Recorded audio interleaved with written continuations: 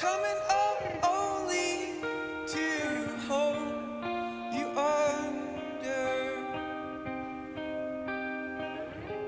and coming up only to show you wrong, and to know you is hard, and we wonder.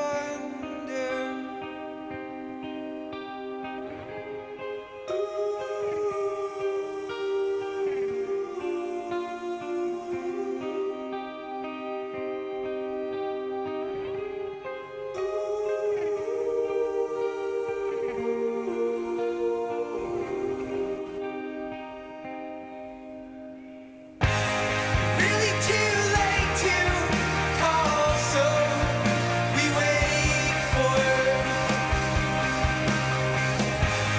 morning to wake you is all we got. But to know me as hardly golden is to know me all wrong. They would to the outside, the dead leaves they are alive, for they die and had trees hang their fall.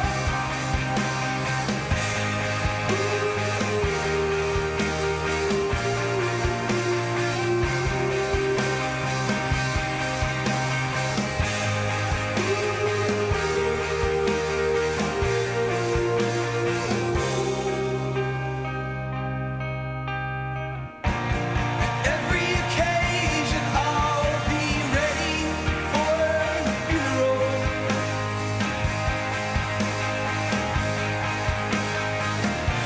At every occasion once more, it's called the funeral.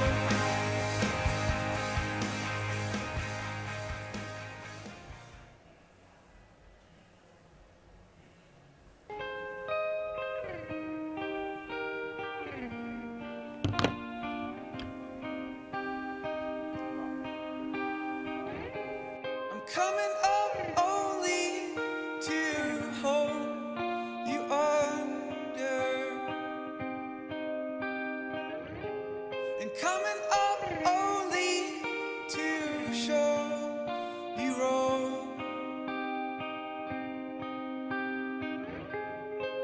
and to know you is hard, and we wonder. Ooh.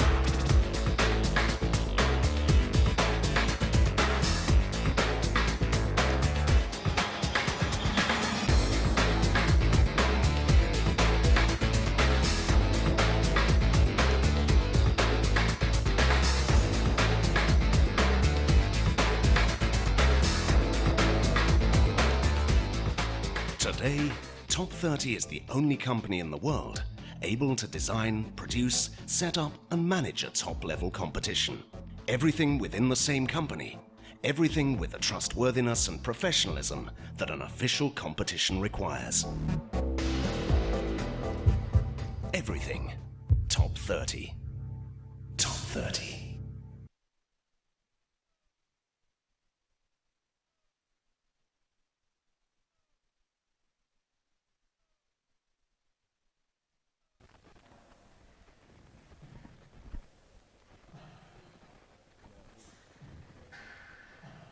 Well, welcome back, guys. I hope you're getting ready for this one as we're about to start things off again now with our next section of finals. The crowd hushes as our resident beatboxer comes out onto the stage before we get things started with our male lead final. And you can have a look at who's going to be involved in that final online by going to ifsc-climbing.org. Not very long now before we get things started with these 8 athletes that come out to battle for the gold medal position. Welcome if you are joining us in the chat room, or if you're joining us on YouTube as well, come across to ifsc.tv and join me in the chat. My name is Daniel Finn and I'll be with you until the end of this one as well. I can tell you that hopefully, fingers crossed guys, we will be joined very briefly a little bit later on as we move through the league final by Kylian Fischuba. I just caught him outside and started having a chat with him, and I think he's going to come in and say a few words to us a little bit later on as well.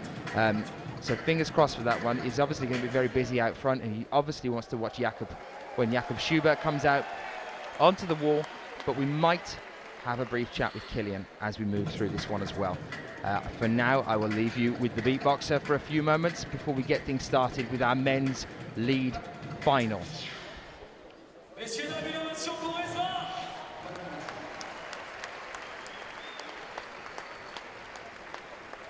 Allez, j'espère que tout le monde est confortablement installé dans son siège, que vous avez pris une bonne pause. On va y aller et on va enchaîner rapidement la présentation de nos finalistes ce soir. On peut dire ce soir maintenant, enfin cet après-midi.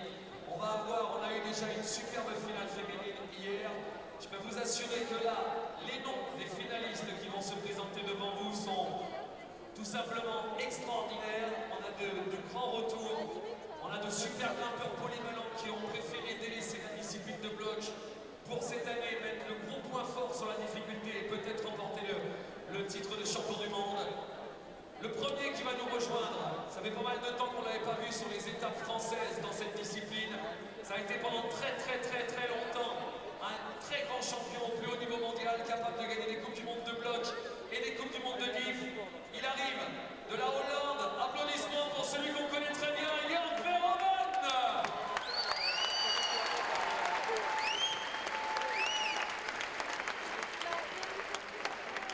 Deuxième finaliste cet après-midi pour les championnats du monde.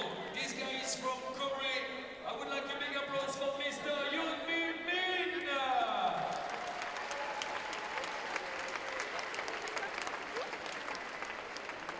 Là, évidemment, ça risque de faire énormément de bruit. On va vous demander de le pousser tout au long de son ascension. Tonnerre d'applaudissements pour le Chamonniard, Monsieur Romain Desgranges.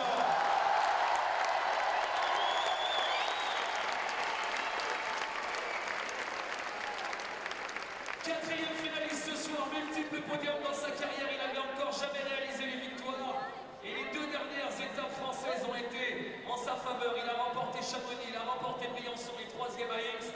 Applaudissements pour l'incroyable japonais qui grimpe, Mr. Sashi Amma, Japan.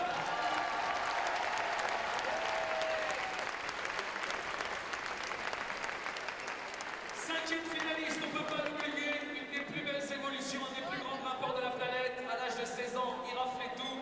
Il arrive de la République tchèque, l'extraterrestre de l'escalade.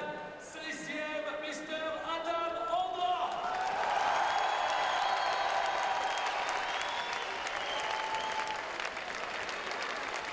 6e finaliste ce soir, 6 podiums cette saison. 3 podiums de diff, 3 podiums de bloc, peut-être l'un des plus grands prétendants au titre de champion du monde du combiné. Il arrive du Canada, vous êtes tous fans de lui. Applaudissements pour Sean McCall.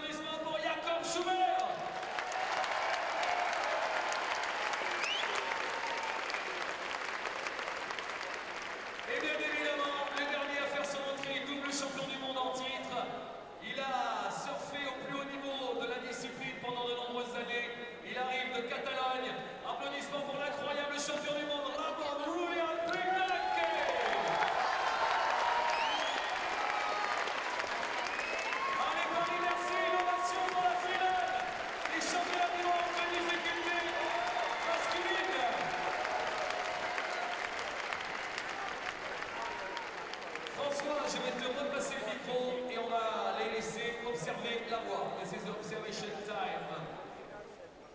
Bonsoir à nouveau.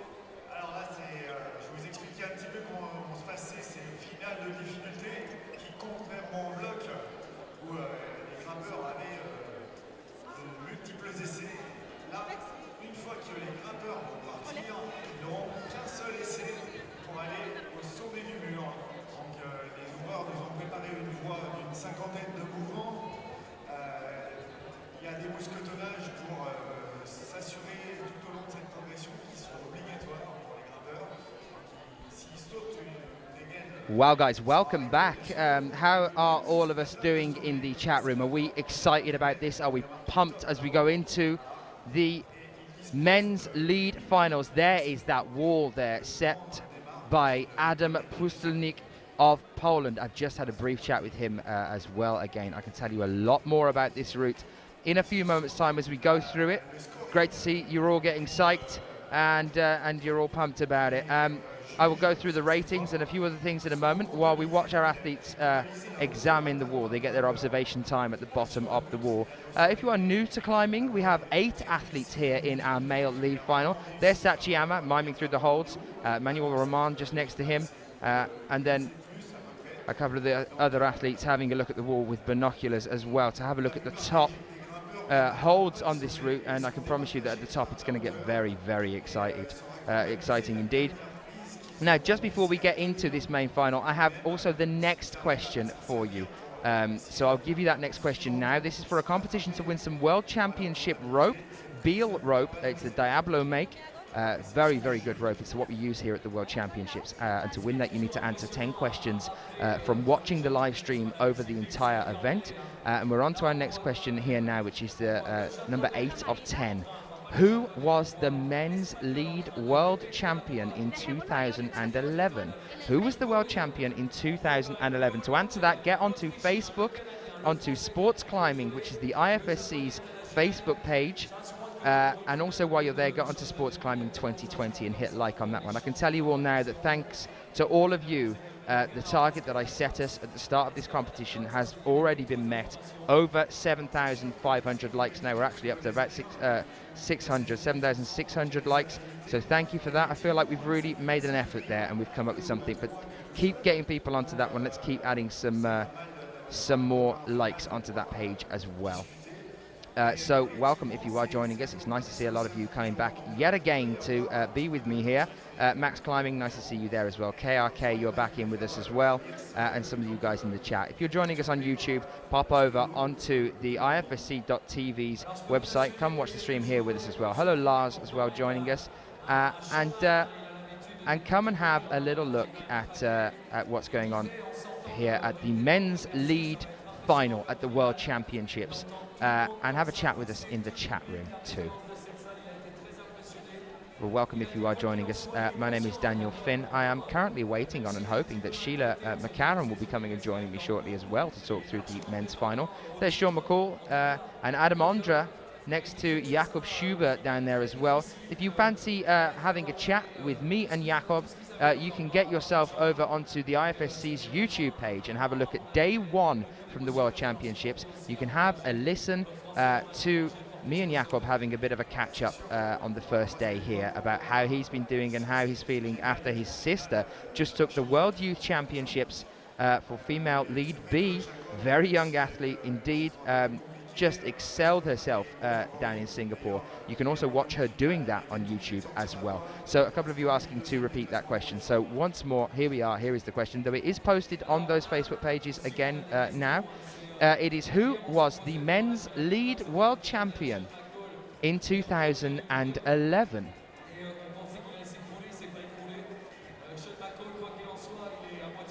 So TNT, calm down. It's fine. It's all right, TNT. The grade of the route is an 8C to an 8C+. That's what we're looking at here in the final. Just had a chat with Adam Pustelnik. And what is your opinion on Adam's routes that he's been giving us throughout this competition? Because I can tell you now that it is, in my opinion, some of the best route setting in lead climbing that I have ever seen.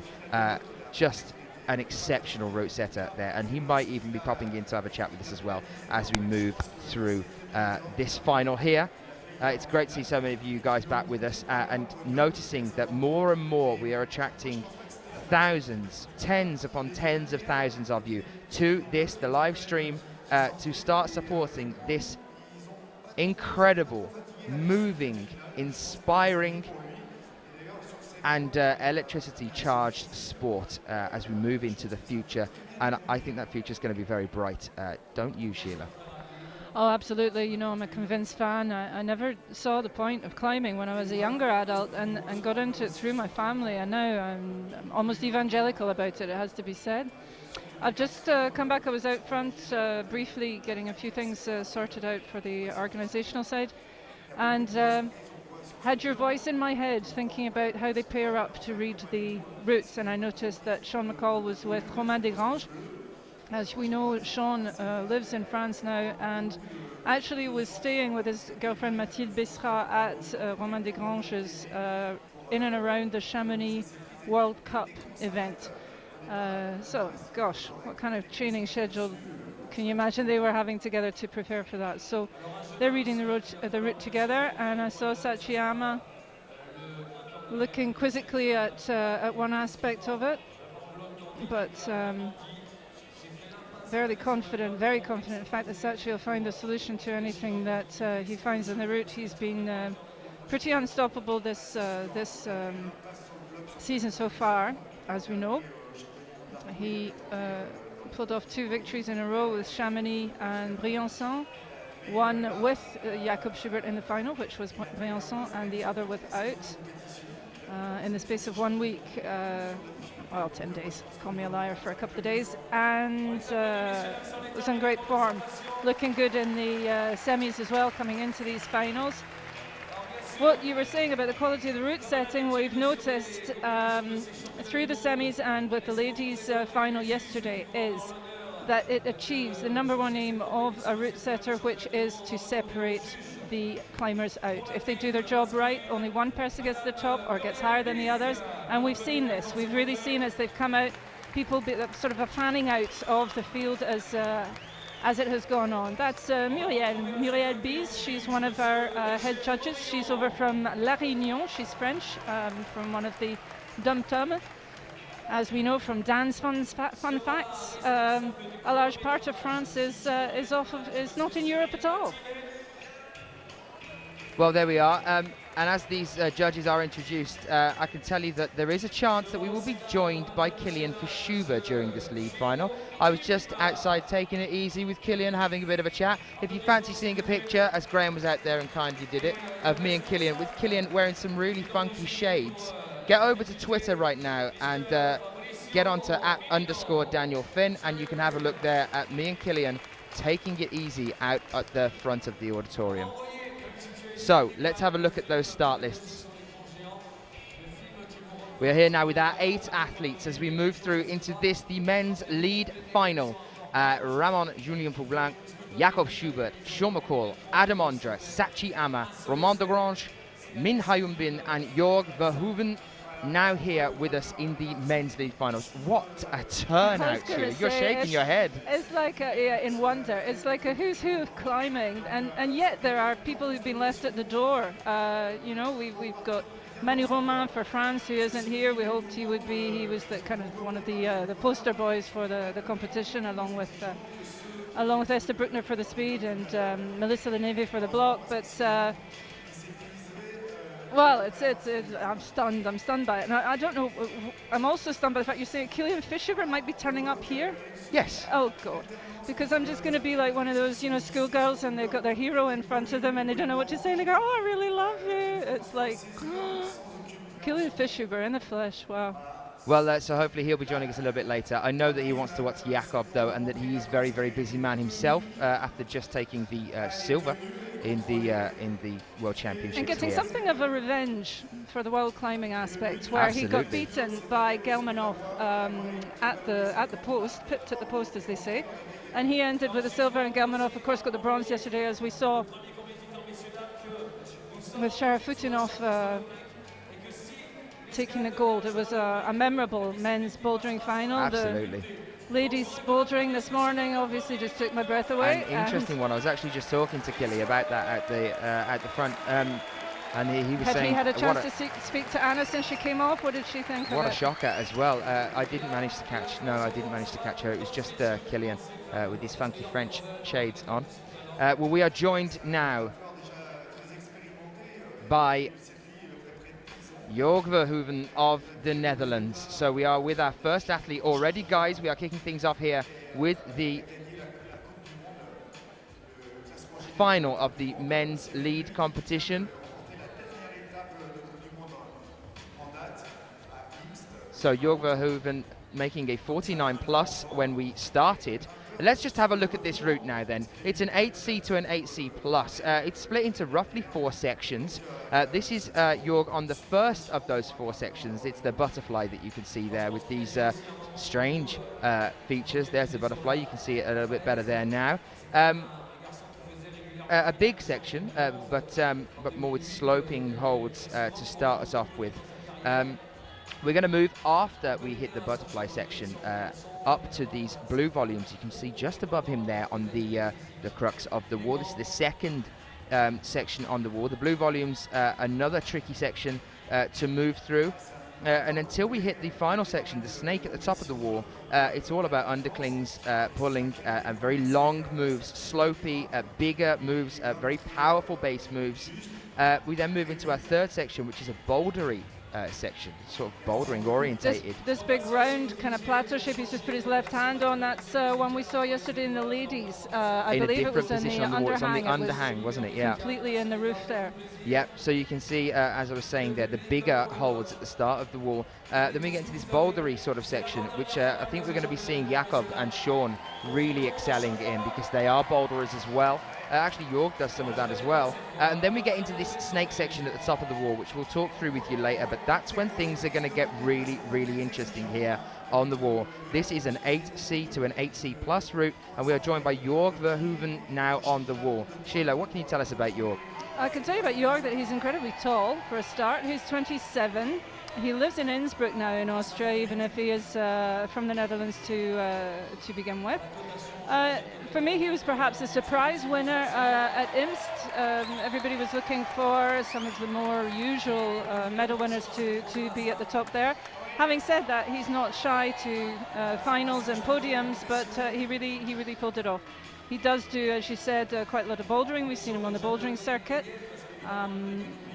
And when he's not doing it, I can tell you he's in the chat. We've been having the chats. He and Nikki Delou seem to kind of permutate. I don't know, maybe I've never seen them in the same room at the same time. Perhaps they're the same person. Only joking. But he is one of the taller climbers. In climbing, it's not necessarily an advantage to be tall. It's not necessarily a disadvantage to be small. It's all about finding the solution that suits your body shape. And we will be seeing different solutions because we have the tall Jorg and, for example, the absolutely tiny Ramona, who will be coming up last, I believe, in the running order because he qualified best, topping the semi-final yesterday. Well, guys, we're currently having the advantage on this section of some live scoring there at the bottom under Jorg Verhoeven's name. You can see there he's on the 37th hold.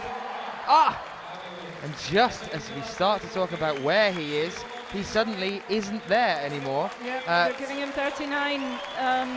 Yes, this is a test system that they're trying out. It's sometimes difficult for the live audience to appreciate and retain where these athletes get up to on the wall. And as a measure of indication, the judges have a kind of tablet that they tap, and it adds up the handholds that they've taken. But then it can be their appreciation of how the athlete has progressed may be different from the one who's finally handing in the piece of paper with the score on. And it is a guide as opposed to the definitive result for the climber. But it does give us an excellent idea.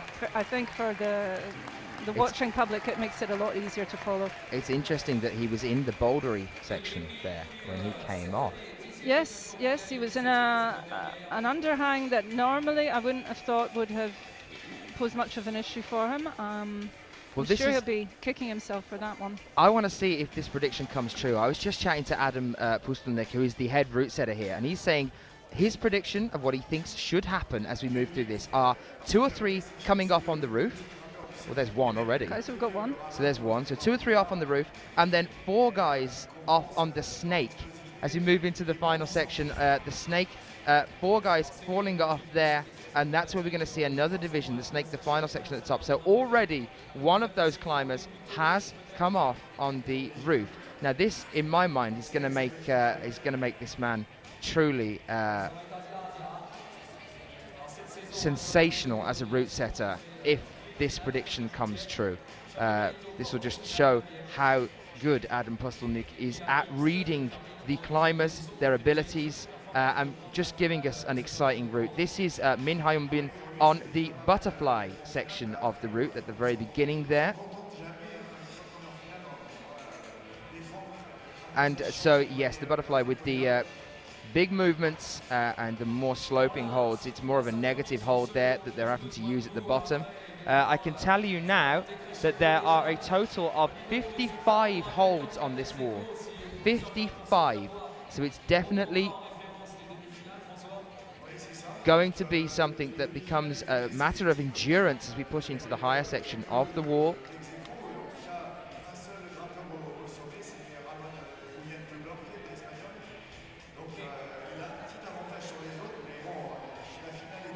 Min Hyun-bin now into the blue volumes as well on this section of the wall, coming up to the crux now. You can see that hold he's just got his left hand onto there. That was a hold that was used in the women's lead finals. It's just been moved and rotated a little bit, but still there's not much to go on these. Very negative in terms of the holds on the wall here.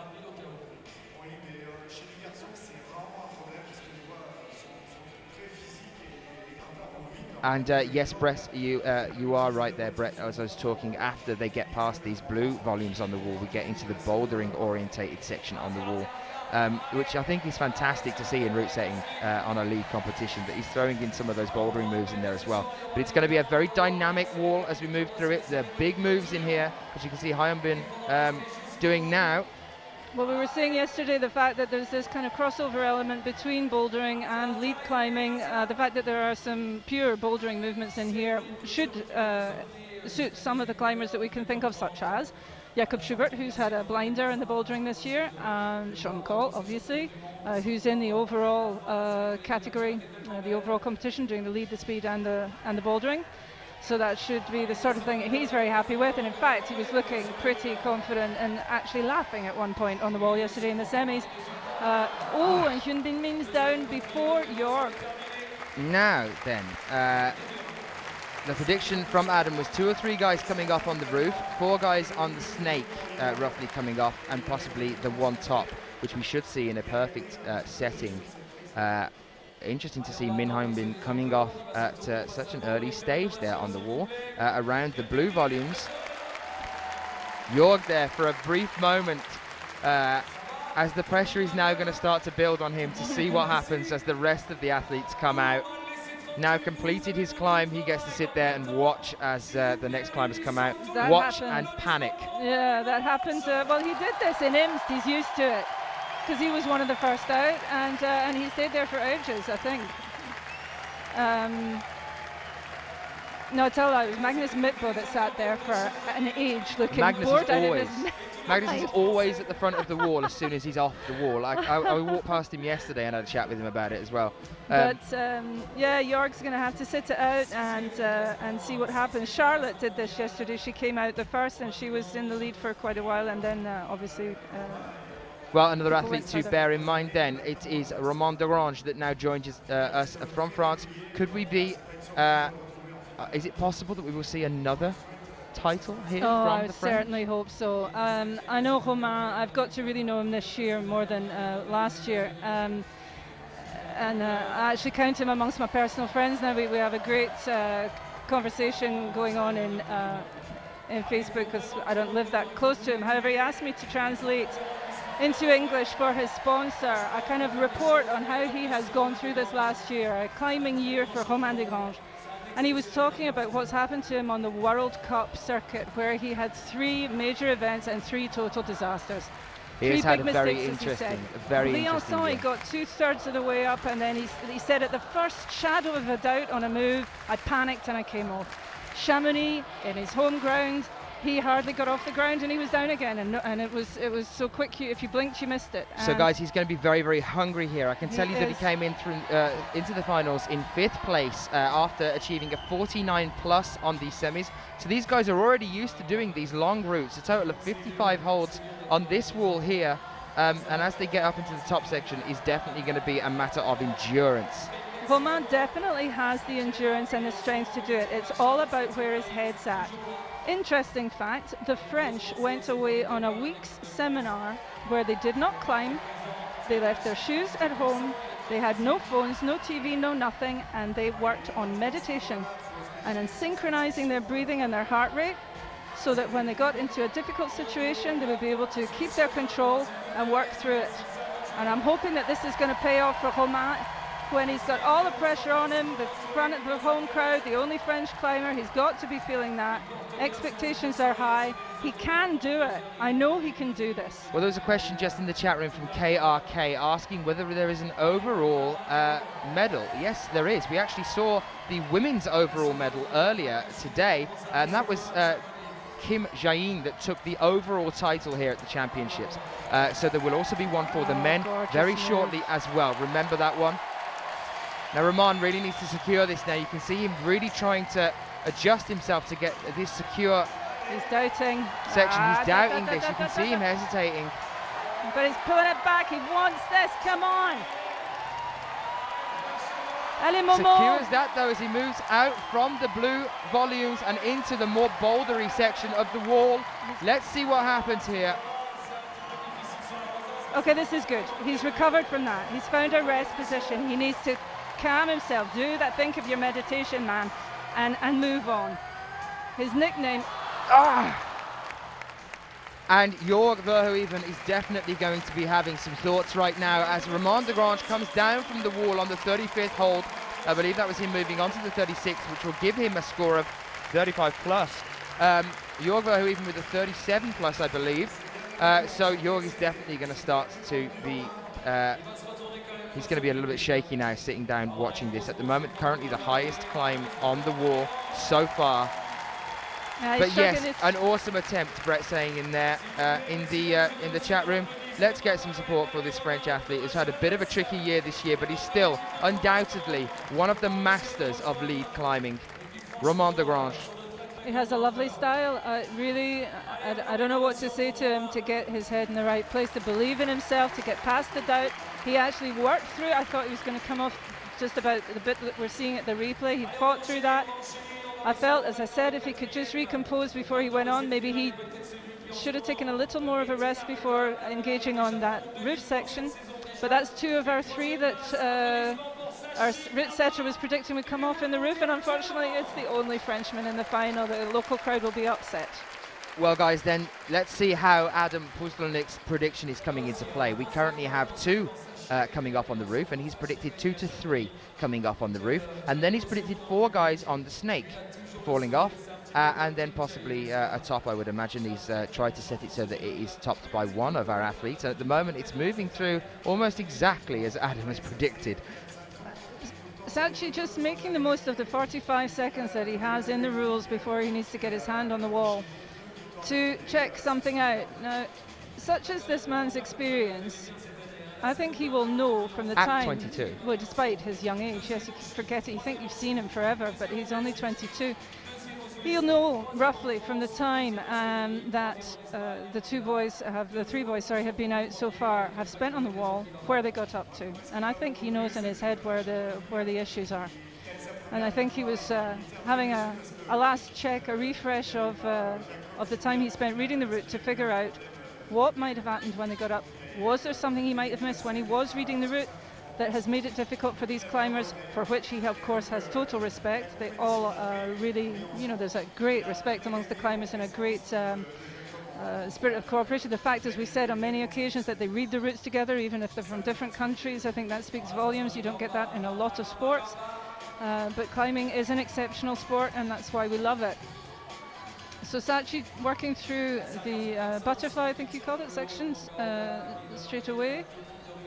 Looking very fluid for now, taking not much of a rest at all before going on to the underhang. Up into the blue holds, and there you can see the strength in Sachi's arms. You can see the muscle definition in his tendons in his forearms as well. Yeah, Sachi's a very slight looking man, but when you see him climb, suddenly all of it tenses up, and you can just see the muscle definition on it. It's really quite amazing. As opposed to the slightly burlier build of Ramon, where it's all compacted into a very small frame, and he looks really quite chunky. His upper body is just a mess of muscles, and Sean McCall to an extent is similar. Sachi's tall and rangy and very light. Obviously, that means that he's Sean being compact and much thicker set. It's interesting. Like I was saying, the different styles. Jörg being taller and what have you. It's, absolutely. Oh, there's the and the pinch route hold. setters. That's part of their remit and challenge. Also, is to find a route that can be difficult enough for these different body shapes. Oh, unbelievable to see that happening on almost the exact same point that Hyunbin came off.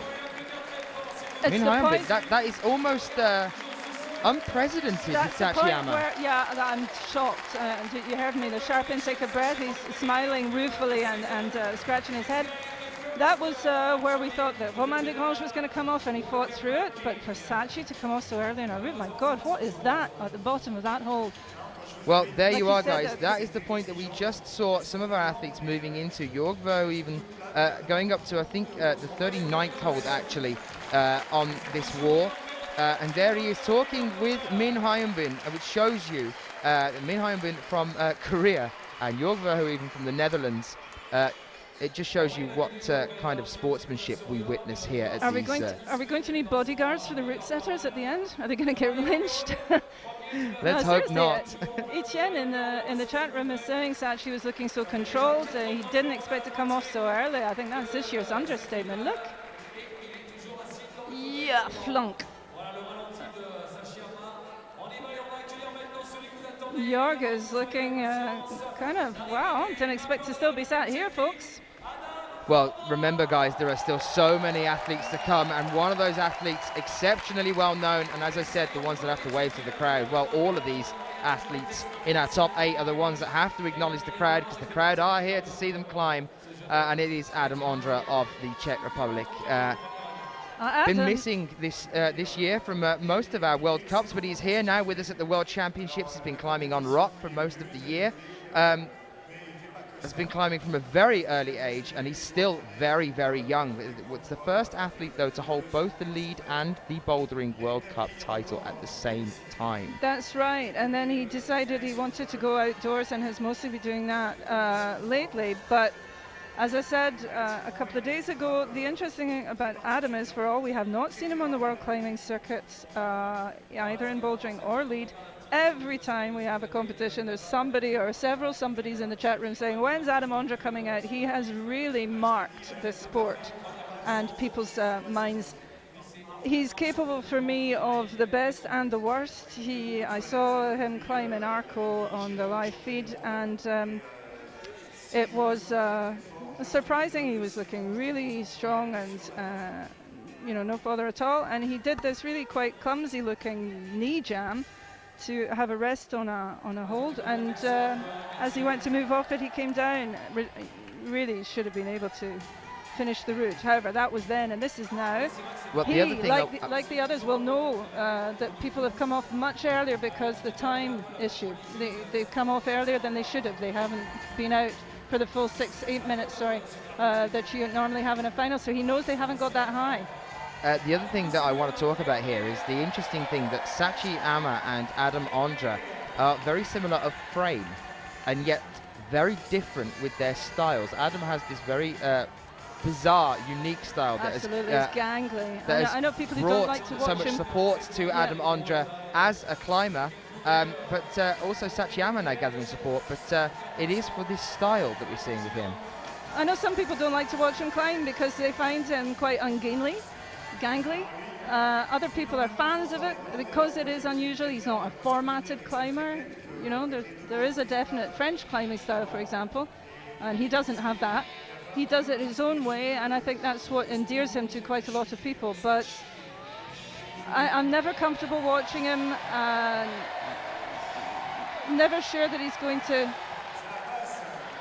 Never sure that he's going to be able to pull it off. I'm not at ease watching Adam Ondra climb. He's got past that problem that saw off Sachiyama and Hyun-Bin Min. He's approaching the point where Romain Desgranges came off earlier. He's having a rest there. You can see the length of his arms. Christopher Hardy, the French commentator out in the hall, he once said that this guy has a neck so long he can see round corners, and that's true. He has an extraordinarily long neck. Well, I can say that he's now moving into the bouldering section, which we should see Adam excel in, as he is a boulderer as well. Let's see what happens here as he moves into the roof and goes over onto the snake section. Those are the holds. That's where Adam is at present.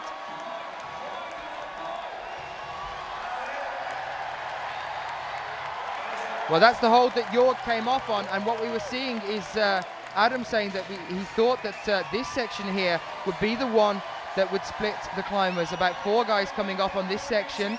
Well, Adam Ondra now pushing up onto the snake, this final section, where the holds start getting smaller, and that's exactly what has happened to Adam Ondra. That's the first of 4 guys to come off on the snake. So there we are. Not that we wish it on the other 3, of course. Absolutely not, no. But that is just a prediction that we had from Adam earlier.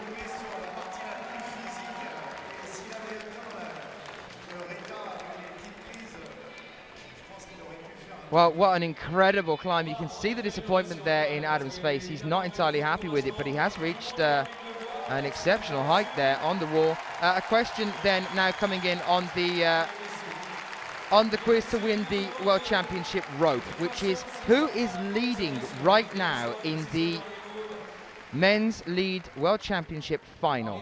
Who is leading right now? If you want to get involved in this competition, get yourself over onto Facebook and answer these questions for us. Coming towards the end of our questions now. The look on Adam Ondra's face, the last time I saw that was last year in Chamonix when he had a similar thing. He came off much earlier than he felt he should have, and that really glum look was written all over him. I think people were thinking he's been off the circuit, he's going to come back and do it here, and all his many fans will be feeling quite disappointed. Well, what an incredible day we've had here so far, as now we move into these athletes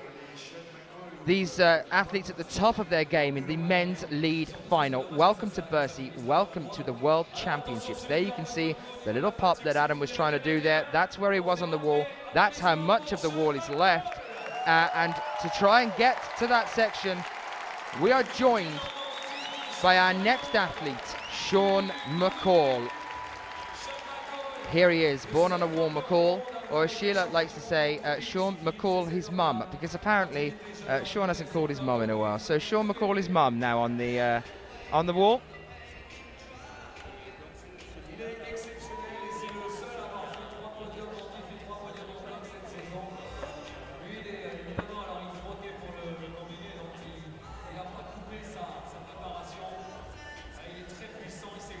Okay, here's Sean. If there's any power moves in this, you can bet he's going to nail those.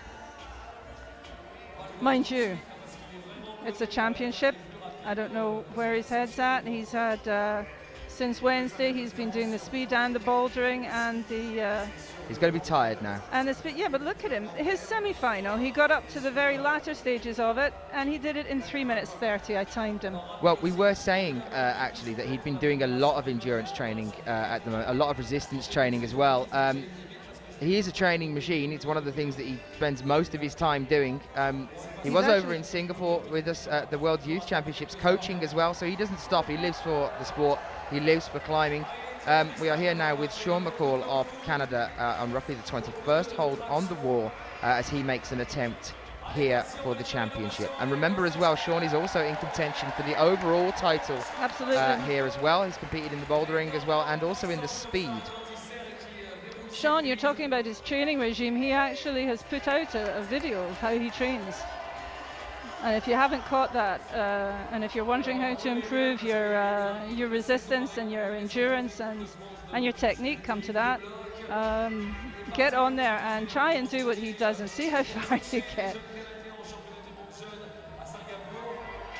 I was speaking to his girlfriend Mathilde Bessera, who's a French teen climber. She's a difficulty specialist, and she was saying that it's really not a problem for him to do the boulder and the lead. My husband was trying to say maybe he could have rested up before the last section on the wall, and she said, but he can't rest on those holds.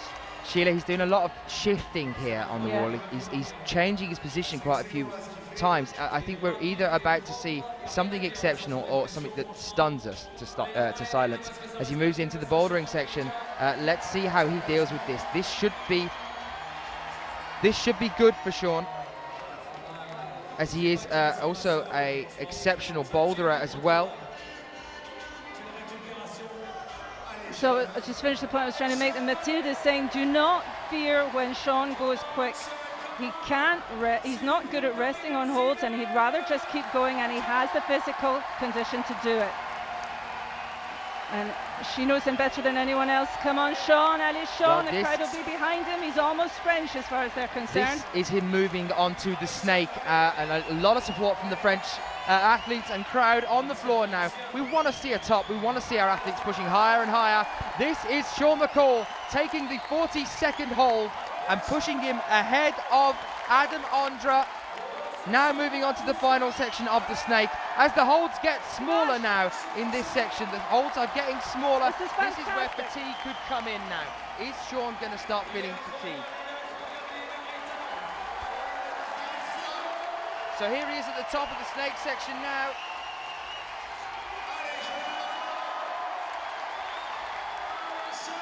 I don't dare speak. And that's right. That was a great climb, Sean McCall into the lead with that.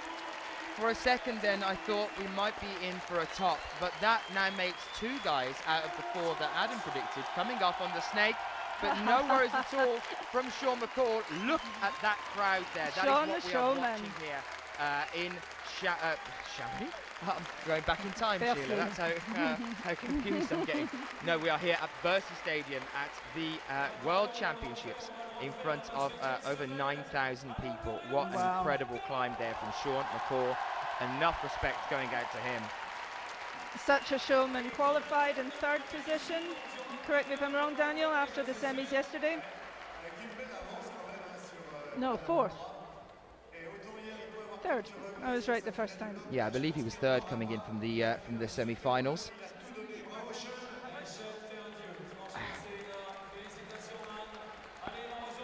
Which means there are only two more climbers to go. Yes, that means that Sean is at worst in bronze medal position. At the moment, but wouldn't it be great to see him finally getting the gold medal that he deserves? We haven't seen him take a gold yet. So close in Munich between him and Dmitry Sharafutdinov, who is the world champion here now as well after taking the bouldering yesterday. Wouldn't it be great to see him now powering up this wall? On the other hand, he has the second chance, or second life if you like, because he's got the overall title that he's fighting for, and this third place won't do him any harm in that respect at all. The other two who are above him in the lead climbing are not doing the overall category, and one of those two is Jakob Schubert, who has not had his the best of years so far. When he was unbeatable last year, there was nothing to stop him. This year he's been looking very unsteady, didn't make the final in Chamonix, didn't do as well as he wanted to do in Briançon. But he's been doubling, remember. Yes, but he's he was been doing well the bouldering as well. His first year at really attacking the bouldering circuit as well. Jakob Schubert now comes out to join us, has made the decision not to do the bouldering here at the World Championships. He's focusing on the lead, predominantly a lead climber, but also moving into bouldering. And that goes back to what we were saying recently about the bouldery section on the wall here, that Sean and Jakob should have the advantage as they are boulderers as well as lead climbers. They do a lot of bouldering as well as the amount of lead that they do in the year. Well, there's certainly no denying the strength of this man. He has incredible force. not just, you know, the pull-up, the one-handed pull-ups and all that kind of showy stuff that we like to see, but which isn't necessarily all that climbing's about. He also has incredibly strong tendons. He loves crimps and pinches. In fact, I'm hard-pressed to find a move that he's not really comfortable with. He's a great all-round climber. He's one of the taller climbers. He's definitely got a lot of volume in him in terms of endurance. That's not an issue either. But maybe there's a doubt on his form. Comment then from KRK in the chat room saying, I believe that Sean has not yet reached his full potential. It's an interesting comment because it'd be interesting to see what that full potential ends up being. That's a scary thought. But we are with Jakob Schubert now, a man that is sure to give us a good show here. It looked like there was some tape there on his right shoulder.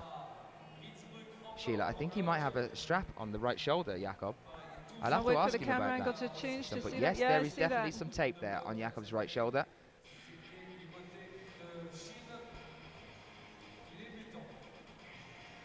Okay, moving into the underhang section here. This shouldn't really pose a problem for Jakob. But then we said the same about Sachi, his great rival. And what a contrast we're going to get. One of the bigger climbers here, Jakob Schubert, who has this very strong, solid kind of style. And then we're going to have the smallest competitor and much older competitor, Ramon, from Spain, who will have to take all the risks in the book just to get from one hole to another in some sections of this. He's always got a very dynamic style, by necessity, because he doesn't have a huge reach. Always an entertaining climber to watch, and he was the only one to top the route yesterday in the semis. Jakob wasn't far behind, but it was Ramon that got there. Well, I can say now that although we are talking about Jakob having a bit of a tricksy year in lead, he is currently world ranked #1. His World Cup ranking 2012 so far this year is 2nd. His World Cup ranking at the end of 2011 was 1st, and at the end of 2010 was 2nd. So he's been holding a 1st or 2nd place position for at least 3 years now. 3rd at Munich in the bouldering just recently. 2nd at Imst in the lead there. 3rd at the lead in Briançon. Also looking at some of the bouldering competitions. 4th at Innsbruck, 1st at Chongqing. So he won his first bouldering competition. The first bouldering World Cup of this year. He took that over in China at the start of the year as well. And anything after that point, after Innsbruck in fact, tracing back to 2010, on his top 12 best results are firsts. So you're looking at least 8 gold medal podium positions there on his top 12 results for Jakob Schubert. An incredible climber as he now moves into the bouldering section.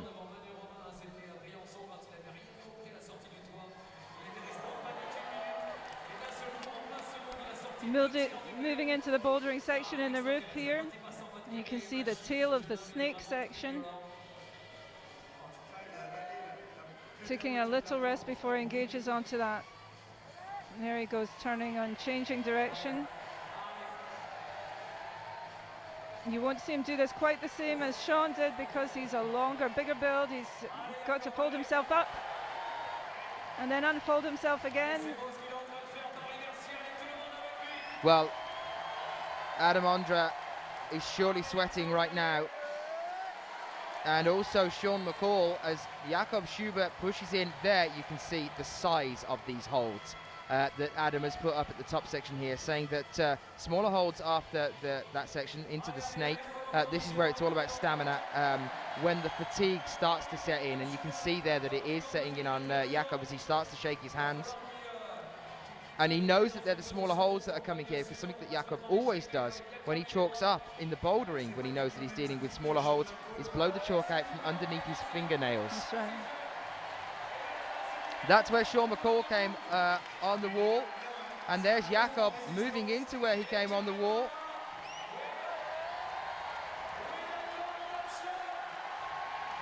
A little bit shaky with the leg position, a bit of a drop knee there. Don't cut away. Sean's Good laughing. Lord. TV, what are they doing? Here we are now, back on the wall with Jakob Schubert as he moves up into the final section of the wall here. He's taking himself into the podium right now. Come on, Jakob. Got to make this reach. Oh, he's struggling. Shaky, is he going to stick this here? Whoa, Yes, he is. He pushes up onto the 51st hold. Come on, Jakob. Oh! Whoa! As myself, Graham, Sheila and Mike the producer all start to cringe as that happened there with a score of 52 plus. What an incredible climb. Jakob Schubert going, come on, the crowd. Even with the tape on the shoulder there's not that much tape there, though, is there? Unless there's some more under into the high lats on the second maybe he cut himself shaving. It's just a plaster. It's a mere scratch, a mere flesh wound. It's obviously not affected him. Well, did he fight through those last 2 or 3 moves or what? He was struggling. He had nothing under his left foot. He was trying to get a little bit of adherence so he could get on, and he did. And what a fighter! What Look a champion! How he is. Absolutely. Off that wall. There he is. And look at that crowd, guys. You want to talk about a future for this sport? There it is, right here, right now. Look at the audience we have here joining us for the World Championships. Jakob Schubert, what a climb that was. I tell you what, the TV producer that's providing us with these images is an optimist. He cut away for a split second to show us Sean McCall with a smile on his face, getting up off of the winner's couch, knowing that Jakob had gone further up. And we were like, don't cut away, it could come off any second, but it was all fine, it was all good. Yes, guys, we are taking our feed from a French TV company, and that's why they're providing us these fantastic images. They really are, aren't they? They are all professionals, but there it is, the moment that he came down, but what an incredible climb, 52 plus. And the other thing to remember is that, of course, they're not all climbers, these guys that are filming it, so there might be a couple of moments where we cut away when we don't know what's happening. Look at the friendship, sorry. Jakob now, going to talk to his friend Sean McCall. Sean now knows he won't take the gold here. Still a chance for Sean to take the overall title here, though, in Bercy. But Sean now sitting in second place, I believe. Andre in third. Andre is going to be sweating now as to whether he's going to take the podium. The thing I have to say, sorry, just briefly, Sheila, I know I'm talking a lot. The thing I have to say is that Adam Ondra, after taking the year out to climb on rock, there is a difference between climbing on plastic, climbing in these competitions and climbing on rock. And are we possibly seeing here that having a negative effect on his climbing? Well, there's a whole debate about that, and we may get the chance to talk about it but briefly, but certainly the feel on rock is not the same, and when they go out to do these outdoor performances, they work on the route, they work on it sometimes for 2 or 3 days at a time or even more. There are people with them, the quick draws get put up for them as they go, and it's not like, you know, that the hardened old style climbers who are more like you need to do the adventure climbing with your own squeeze it, but more or less knock the bolts into the wall as you go. That's the only way to do it, you know. There's that whole debate, and usually the indoor climbing is about preparing for these outdoor expeditions, but then there are people who just do the indoor climbing and the competitions. It's not the same discipline at all. It's not the same feeling. On a rock face you find your own solutions. Here the route is set out for you. What I did want to say about the podiums is Sean McCall, as it stands, at worst has got the bronze. Jakob at worst has the silver. Adam Ondra is in bronze position at the moment. Only one climber left, and you're watching him now. His name is Ramon Julian Pigranque. He's the only one that can take this from them. He was the only one to get to the top of the semi-final route yesterday. And if he does that today, or if he gets one handhold or even a plus more than Jakob Schubert did, then our Adam, the other Adam the route setter, will have done his job and will go away a happy man, because he will have managed to separate out the world's best male climbers and the world's best female climbers on 2 extremely demanding, extremely long World Championship routes. And how much pressure must that guy have felt under to get this right? Talking about that guy, he's just popped over and he's sitting next to me now. Adam does come to check, with the pressure being a little bit further off now after you've done your job here. So a brief chat with you, Adam, if you would, about how the routes are going. How are you feeling? I'm feeling happy. Come on, it's working perfectly. I mean, like, I'm really waiting to see what Ramon will do, because before I thought he might finish this, and if he will finish this is like, you know, this is the ideal thing, like, of the route setting that you would dream of, and, you know, of doing it in the World Championships and being, you know, being able to come out with such a result. That would be perfect. So let's see what's happening. He was really strong in the semis. He looked really comfortable in the semis, and this is a route that I think he could really, he could give a good fight. You saw it. brilliant fight of Jakob on the top, you know. I think if Ramon gets there, he's gonna pull his elbow down and he's gonna punch it to the top, you know. Could it, I hope could so. could it be the perfect end to the perfect lead competition? Hats off to you, mate. This has been fantastic to watch and comment on, really. Thank you for your work. Cheers, thanks. I mean, like, it's all the team. Remember, it's all the team always working, but let's see with this guy. He's going on pretty well, and let's keep our fingers crossed. I mean, like, I'm keeping it. I would like him to top out. That would be brilliant. Thanks, guys. I don't want to make Thank too you for being cheap. with us. Don't go anywhere. Just go over and have a look at the chat now. And guys, in the chat, send in what you think of these routes to Adam, who can have a look now at what you're saying. He's sitting right next to me. Adam Pustelnik, the Polish head route setter here, who's given us this competition. As we go back to the wall, and Ramon Julian Puglanke, who is now starting to push up past the crux and into the bouldering section. Do keep them coming in. From you guys, let Adam know how you're finding this one here. Is it too much of a cliche to say that the eyes of the climbing world are on this man now? I know at Bercy, everybody's just waiting. Everybody's got their sweaty palms, trying to figure out what on earth is going to happen next. So Ramon now pushing into this bouldery section that we were talking about, me and Adam, a little bit earlier.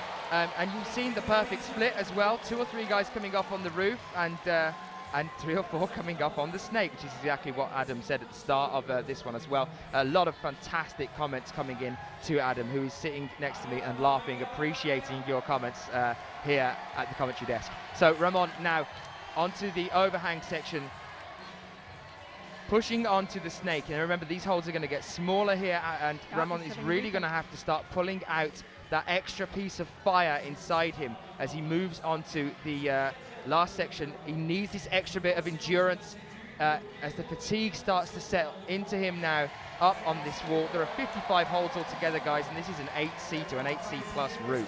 But we are dealing with the best climbers in the world on one of the best routes I think I've seen all year. So it's bound to be an interesting one. He's gone back again. He's having a rethink about this. He's not happy. He's not happy where he's putting his feet. There's something wrong. He's going back here, so this is going to cost him some time. Hopefully not too much. But we are here with Ramon Julian, currently world ranked 3rd on the World Cup rankings this year. He's also 3rd. He was 2nd at the end of 2011, but at 2010 he was 1st. So let's see whether he can come back and make a champion of himself and a gold medal for Spain here in Bercy in Paris. Welcome. It's a reach issue, Daniel. He's not confident that he can actually reach round to this other handhold on the other side of the snake. Look at the tremble in his heel. He's going to have to take risks. He's running out of time. He's going to run. He's done this. He's gone backwards and forward. He's zigzagged back here. The fatigue is definitely going to be setting in now. Those are the medals, and at the moment Ramon Julian is just short of them. Just short of them at the present, and maybe is he just short of this reach? I don't know what's going to happen now in the next few moments. Has he got it in him to stick this out? Is he going to take it looks like he might want to pop there. I actually thought he was going to go straight up. He's so doubting this move. He's going to have to commit. This move, which I find really, I don't understand what's happening, guys. God, and this is such a powerful man, and you just need to put the foot on the left side. Okay, so this could be it. Is he going to go from it? Come on, Ramon, hold on. Look at the strength in this man's arms. He can't keep this up. Oh! Oh, who would have thought? Oh my God, Jakob Schubert, world climbing champion 2012. Absolutely Sean McCall in the bronze. What? Sorry, Sean McCall with the silver and Adam Ondra with the bronze. Well, who would have predicted that score? Ramon looking so cool coming in from the semis, and he's not on the podium. He was the only man to top the route in the semi-finals. Remember that, guys. This climber, Ramon Julian, the only man to top the route in the semi-finals. Adam just blown away there, not entirely sure what to say with how he handled that. I believe that he figured out what he needed to do right at the very end but after switching back and forth between the roof and back onto the bulge on the wall 4-5 times there, using up a lot of time and a lot of energy. You could see him pushing himself, grimacing, trying to push forward and not quite making it. There is Heiko, the Austrian head coach, and Jakob Schubert, who is now the world champion of lead climbing. And doesn't he deserve it? Jakob Schubert there. That's a great climb, just climb. a phenomenal climber. Oh, I'm disappointed for Ramon though, really. I really am. I thought that we were going to see him pull something out at the very end there. I thought that was going to be the top that we wanted. You just saw the grimace on his face, well, sheer torture on his face actually in that last move where he was trying desperately to get his hand past his heel to be able to hold on to that hold around the side, but that was it. It was all about the reach. He doubted about the move. And in the end, when he had to make it because he had no strength, he couldn't commit, he didn't have the strength left. That was a real, he'll be gutted. I absolutely believe that that's what it was. I think the switching back and forth had just sapped the energy out of that final section. It would, wouldn't it? Well, yeah, you can imagine. Poor man. But so you can't take it away from Jakob Schubert, really.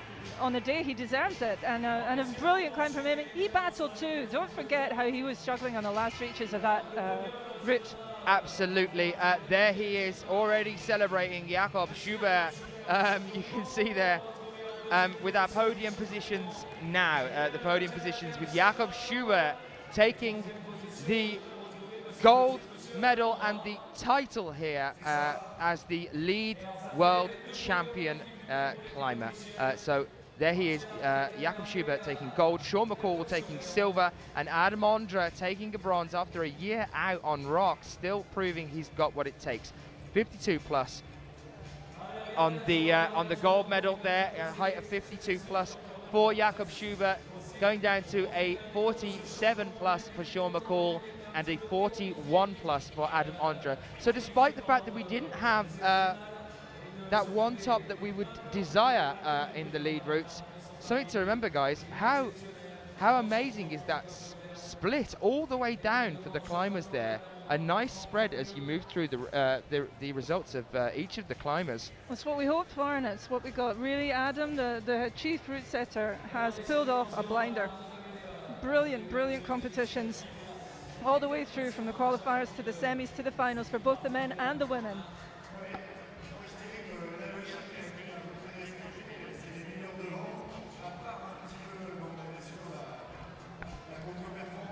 Well, guys, there they are, all having a conversation. Some of our athletes, Jorg already changed back into the shirt there. He would have known what was happening as we moved into the final section. Well, guys, don't go anywhere. We are about to start bringing you the speed men's finals as well. And we will also have the award ceremony then, and then close things down for you here at Bercy.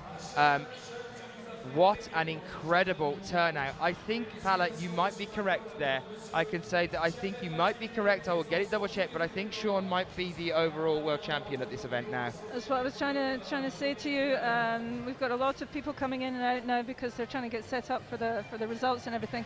But yes, I do believe that means that Sean McCall gets the silver in the lead, as we've seen, but also it assures him the gold medal, which I said to you yesterday during the bouldering, I actually think he deserves, because I think he is the more rounded climber of all of them. I think it's about time that we saw him with the gold medal in his hands. It just seems he constantly keeps missing out. He takes third and second so often, but it's about time we saw him have a piece of shiny gold in his hands. So hopefully that means that he is now the overall world champion of this event as a total, after combining the events, doing the bouldering and also the lead, making it into the finals in both and taking the silver medal in the lead, which was exactly what we saw of our female overall world champion, an identical result. Kim Jae-in taking the silver in the lead competition and also making it through into the finals of the bouldering. That's right. So of course, yes, that should mean that he now takes the overall title here at Daniel, Bercy. I'm going to have to leave you because I need to go up to that kind of goldfish bowl that you can see up in the top left of your screen under the two crosses of the lights. That's where I announce the podiums from later on. I can't explain to you how I had to gather myself together, having cried shamelessly on the live chat here to you with the victory of Melanie Sandoz, and to have to pull it together and do my very official Olympic voice to announce her on the podium. And now I get to say Sean McCall on 2 separate podiums in the space of 10 minutes. This is a struggle, guys. They're asking me to do the impossible and contain my emotion. Well, I have to say a couple of things. One, nice to see Addicted to Rock back with us in the chat room. And secondly, Sheila, thank you so much for being with us here as we now go into our speed final in just a few moments' time. And Sheila, I wish you all the best in flashing the route up to the Goldfish Bowl there on the side of the wall. I believe that's a 7C plus. It's at least a 7C plus. Absolutely. Coming down, it's actually scarier than going up it. It's a very steep. I'm sure it is. It's about the height of the speed wall, so be safe as you go up there in the dark. I shall be rappelling down and getting my crampons on to go up it. Don't worry about it. And stay till the end, because there will be the podiums for the fantastic competition that you've just seen, the what we expect to be a fantastic speed competition that's coming up now, and also the overall title. And all things being equal, there will be the overall team titles.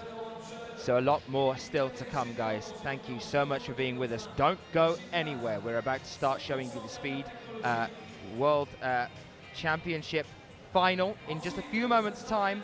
So stay with us as we bid goodbye to Sheila for now. Thank you so much, Sheila. Thanks for all your kind wishes, everybody. If you don't hear me, you'll certainly be reading me in the chat. Don't worry.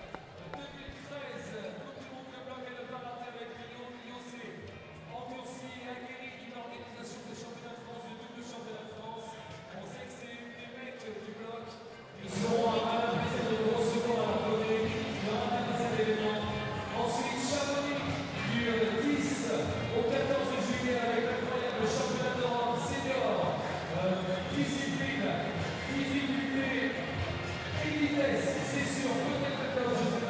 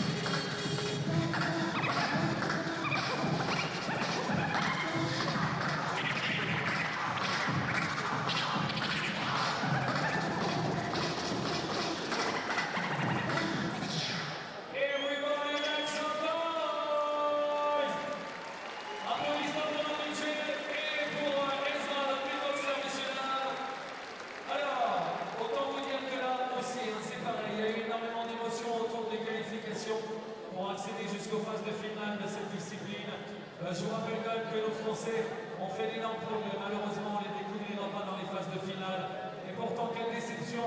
Juste pour vous donner une idée, le record du monde est à 6 secondes 26. Notre meilleur chrono français pendant les qualifs a été Mawem Bassa. Et il n'est pas rentré en phase de finale avec un chrono de 6,90. Je voudrais qu'on applaudisse tous les grimpeurs qui n'ont pas pu rentrer en qualif, s'il vous plaît.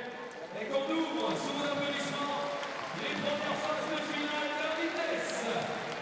Alors hier, on a eu du mal à comprendre qu'il y avait des faux départs, tout ça, ça fait aussi partie de la boxe et de la discipline. Provoquer un faux départ pour casser la file nerveuse et mettre en péril son adversaire. On va découvrir ça ensemble. Ça va aller très très vite. Record du monde 6,26. Les deux premiers qu'on accueille sont l'un tchèque, l'autre russe. Applaudissements pour The Glider from the Republic Tchèque, Libor Rosa, opposé à Mr. Stanislas Kokorin, le russe. Et le booster, tu peux venir à côté de toi si tu veux continuer comme hier. Bon, là, je crois qu'il est déjà plus tard.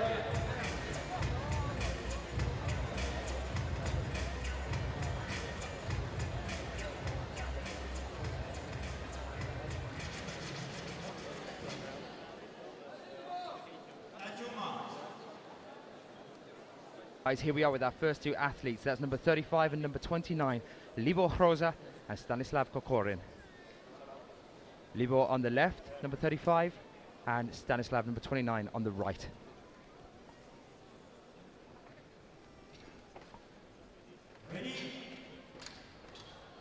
And what we saw yesterday as they started to get the pressure building up with them, as the crowd falls silent, are a couple of false starts. We're kicking things off here with one, but welcome guys to the lead men's final. 16 athletes, down to 8, down to 4, and then our 2 finals at the end as well.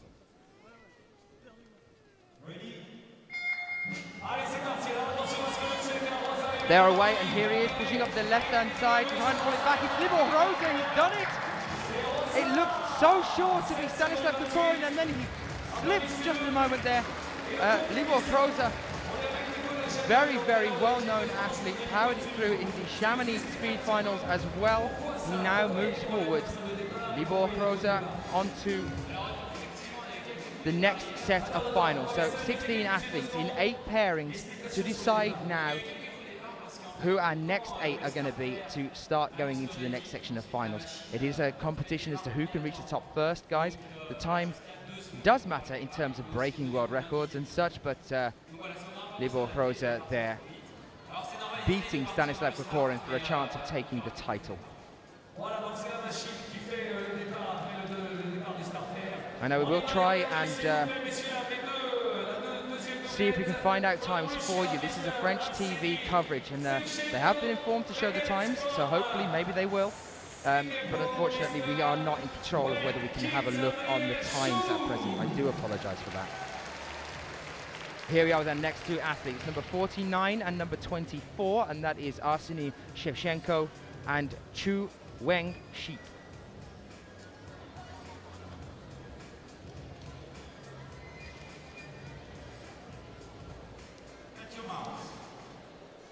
Here they are turning around now, getting ready to start their marks. We are about to see them wait for this green light on the wall. You'll see the concentration on these athletes' faces as they get up onto the wall there.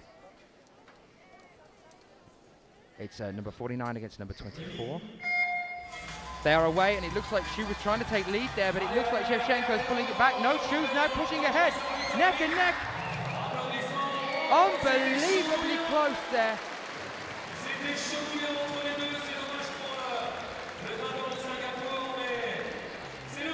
I'm not entirely sure who was going to go forward from here. There was 7.27 seconds against 7.31. I could see it there. It is definitely Shevchenko that goes through into the next final. So far, an athlete from the Czech Republic and an athlete from Russia. Arseny Shevchenko moves into the next round. So it could just catch the times there at the side briefly before we moved on to this next shot.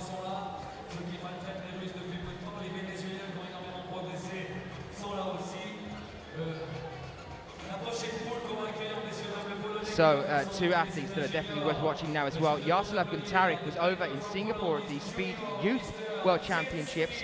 Jaroslav Gontarek against Marcin Dudzienski, and he comes out for Poland now as well. It's going to be number 61 against number 17, Marcin Dudzienski, who you can see there from Poland, against number 17, Jaroslav Gontarek of the Ukraine, one of the fastest speed climbers in the world. So brace yourself for this one now. We could be seeing something special here from Jaroslav. Let's pray that we don't see a false start and we don't see a fall. It's always more exciting when the athletes manage to chase each other to the very, very top.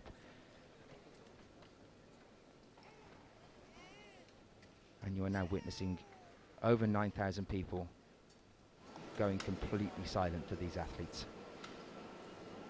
Ready?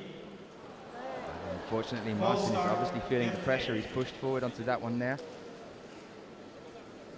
Incredibly fast. Remember, the world record, guys, for this on a 15-meter official wall is 6.26 seconds, set by Quixin Zheng of China.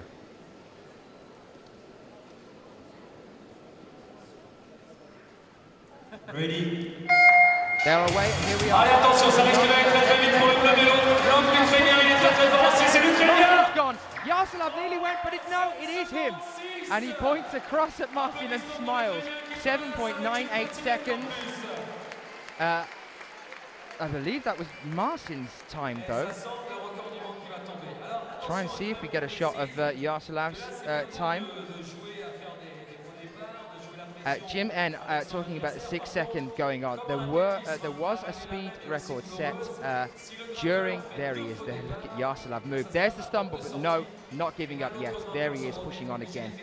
There was a 6 second time set, but remember that was during a section where they had to actually redo the qualifications because the IFSC had a technical issue down in the arena, and I'm not sure that is actually standing as the next world record. They have to try and set it again here. So such a shame, but it's not official yet. It's still with 6.26 seconds, and that is Quixin Zheng. Our next two athletes are number 28 and number 6, and that is Leonardo Gontero of Italy against Dmitry Timofeev.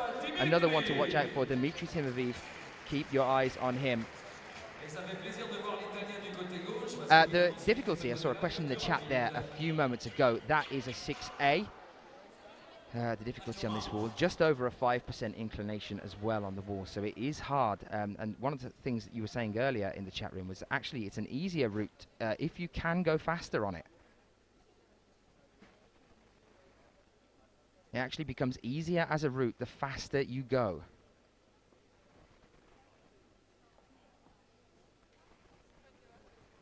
Watch out for Dmitry Timofeev now in this one. Look at the concentration. Timofeev already wanting to get there. Timofeev, another exceptional fast climber.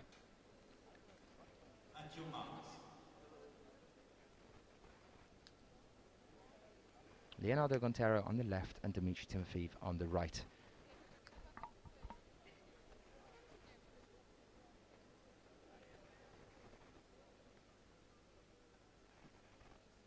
Gontero's ready, and here comes Timofeev taking a moment to prep himself.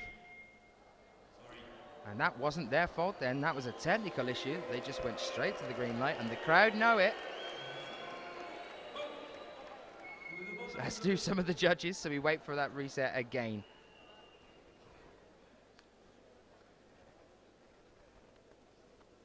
Jim asking about the video of myself and Mike Speed climbing over in Singapore just recently, badly, I might add. We are still waiting for the Aussies to send that over to us, and hopefully you guys should be able to laugh yourself silly with that soon. So Leonardo Gontero and Dmitry Timofeev set up again. They are away now. They pause for a moment there, and here they are racing up this wall now. Is it going to be Timofeev or is it going to be Leonardo? It's so close. I believe that was Dmitry. I believe it was Dmitry Timofeev. He knows it, he's coming down, but it was unbelievably close there between Leonardo Gontero and Dmitry Timofeev. But Timofeev pushes forward. There's the clock flashing, so that means that we know it's him as they flash the clock on the fastest time after it is completed. And so Timofeev moves forward. I have to say, guys, that we are about to see the world record holder move out onto the wall, and this is exciting for me because I've never seen this guy. I haven't seen him this year. I haven't been at a competition where he has climbed, but I am so excited now to see Quixin Zong of China. There he is on the right-hand side there, the current world record holder. It's number 8 against number 34, Lukas Swerk of Poland, who you can see there on the left-hand side, and the world record holder with a 6.26 time frame in terms of seconds, guys, of getting up this wall there on the right-hand side. And next to him, to add that as well, Lucas is the World Cup champion at present as well. So you're seeing a world record holder against a World Cup holder here, now coming out onto our wall. Let's get excited about this one, guys. It's going to be unbelievable to watch, and let's hope that we break another world record here.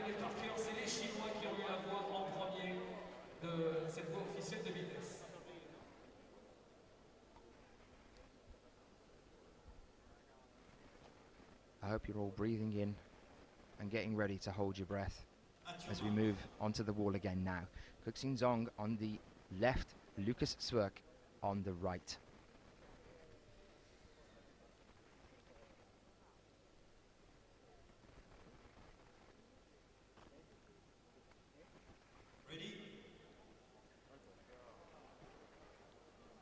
Lucas with a false start there. Not so for Quixin Zong. I've never seen Quixin climb before, so I'm getting a little bit excited now about what we're going to see here. Waiting for that green light.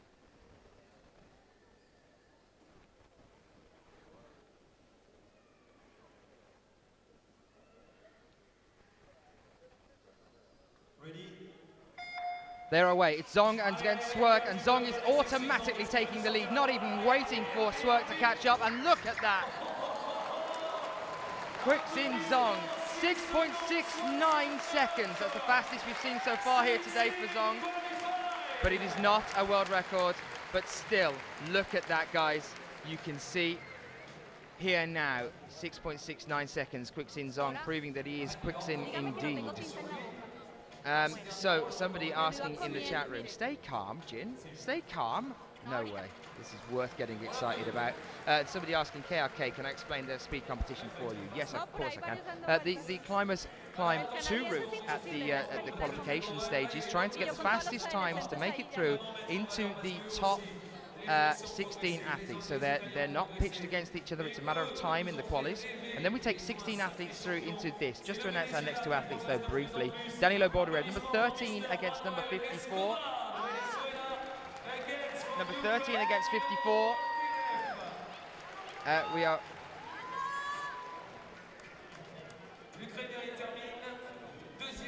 Danilo Borderev, another one to keep an eye out for, guys, exceptionally fast. So remember as well then that 16 of them come through into the first set of finals.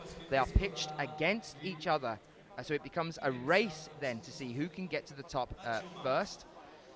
And then those 8 are whittled down to, those 16 are whittled down to 8. The 8 become 4 as they go again against each other. And then that then has 2 small finals to decide who's going to be the winner. So here we are, number 13 against number 54. Danilo Borderev against Manuel Escobar of Venezuela.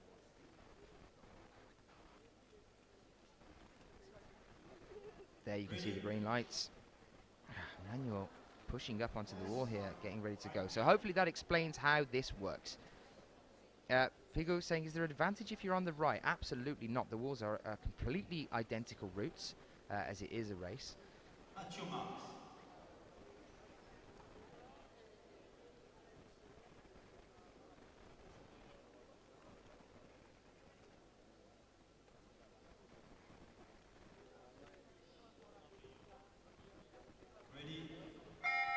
They are away, and that looks like another false start there. Danilo didn't quite click and realize that that was one as fast as Manuel did, so now our athletes have to come back down to the ground yet again.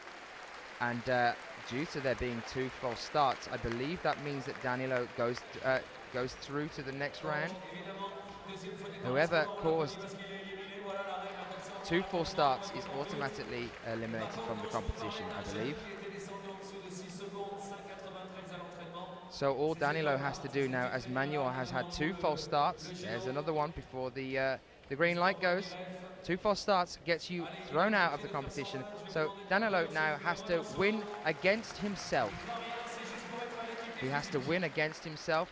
Do we think it's going to be Danilo Boldyrev or Danilo Boldyrev that comes through to the next final? Who do we think it's going to be as he climbs this wall now? Do we think it could be Danilo? I think it could be Danilo. Danilo's pulling it back against Danilo. It's Danilo! Danilo is through to the next stage of the finals, and he knows it. Unfortunately, Danilo doesn't make it through, but Danilo does make it through with 6.59 seconds. Et il s'échauffe, mais quand même, s'il tombait, évidemment, il se faisait lui aussi sortir, ce qui aurait été quand même un petit peu ballot. 6.59 seconds actually now beats Kuxin Zong, who was just the fastest athlete to come out. Danilo proving not to wipe him out of the competition either. And we wait to have our next 2 athletes coming out.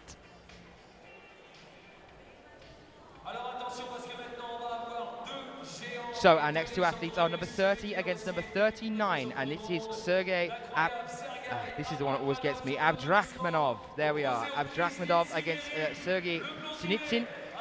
2 Russian athletes here now, Sergey Abdrakhmanov against Sergey Sinitsyn, and it is number 30 against number 39. There they are.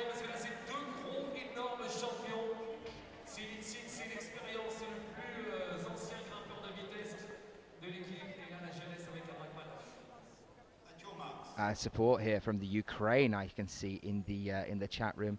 It's great to see so many of you joining us. Let's see who we think is going to be going through into the next final. I can tell you now as well, the support coming in from the Ukraine. There is also going to be another Ukrainian athlete in a few moments' time. They are away now. It's Sergey versus Sergey. Sergey on the left and Sergey on the right. Sinitsyn on the right, and I think it's going to be Abdrakhmanov. It was Abdrakhmanov. He missed the button. Unbelievable. Unbelievable. It looked like he popped up then, and my eyes were not fast enough to catch the athletes there on the wall. Sergey Sinitsyn catches the button, but Sergey Abdrakhmanov misses the button on the final pop up there at the very end, and missed it by quite a lot as well. So unbelievable. Here we are again in replay. Sergey and Sergey on the right-hand side. Sergey now going to try and do it. Here it is. Look at that. He hits nothing but wall there, and he knows it. He's hitting himself on the head. Well, we are back with our next 2 athletes as well now. So here we are. It's going to be Evgeny Vaitchekovsk. It's number 2 against number 22. It's Evgeny Vaitchekovsk and Oleksiy Yurko. Number 2 against number 22. All the 2s. So here we are. There is going to be Evgeny on the left-hand side, and there is Oleksiy Yurko. So if you're joining us now from the Ukraine, do make your support known as the crowd hushes again and our athletes come back to the wall. Speed is a very Russian-dominated event. Let's see if Oleksiy Yurko is going to top here. A false start there from Evgeny.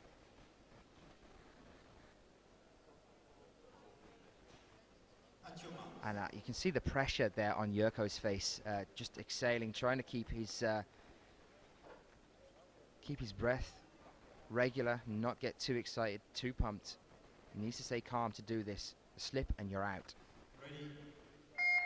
They are away now. It's Yurko, but Yurko has slipped. It looked like that breathing technique did not work. Evgeny is now powering ahead here. It's going to be Vaitchekovsk. It is. It is Vaitchekovsk moving through into the next final. So, guys, how interesting. It looks like it's going to be another Russian-dominated event as we move through into the next set of finals. It is Evgeny Vaitchekovsk moving into the finals against his teammate now as well, Sergey Sinitsyn.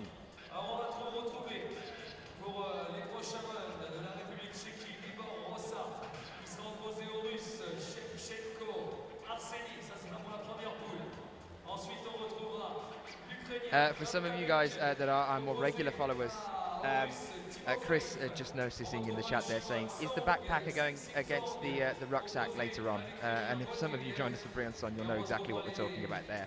So yes, the backpack against the rucksack to come later on as well. We've got the shot ready. But we are now joined by Libor Hroza of the Czech Republic against Arseny Shevchenko. So number 35 against number 49 now joining us for the next set of rounds here. We are into our quarter-final, guys. Our 8 athletes to take them down to just 4. Asking whether Sean McCall will be climbing. No, guys, those were our 16 climbers. We're now down to our 8. Sean not making it into the finals here. Speed is not his specialty at all, but he's obviously got a lot to be thankful for, as I believe Sean now takes the overall title here at the World Championships, a gold medal for him. And we'll see that in a few moments' time when we move over onto the podium presentation as well. But Libor Hroza on the left right now and Arseny Shevchenko on the right.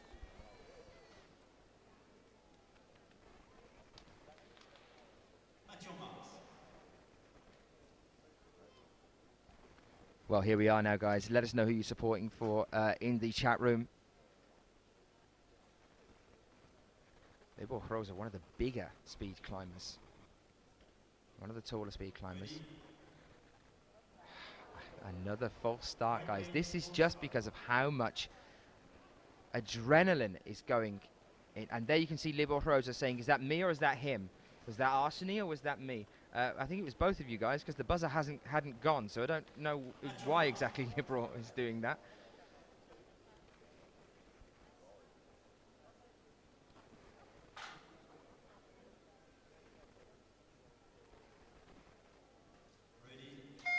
They are away. They are a good start this time. Libor stumbles. It's going to be Arseny. Can he possibly pull it back? No way. Not Libor now. No, it is Arseny Shevchenko. Libor actually started to narrow the gap between those two then. I believe that if they both had good starts and none of them had stumbled, maybe it would have been a different story here today and Libor might have been moving through. But it is Arseny Shevchenko that moves through into the quarter final.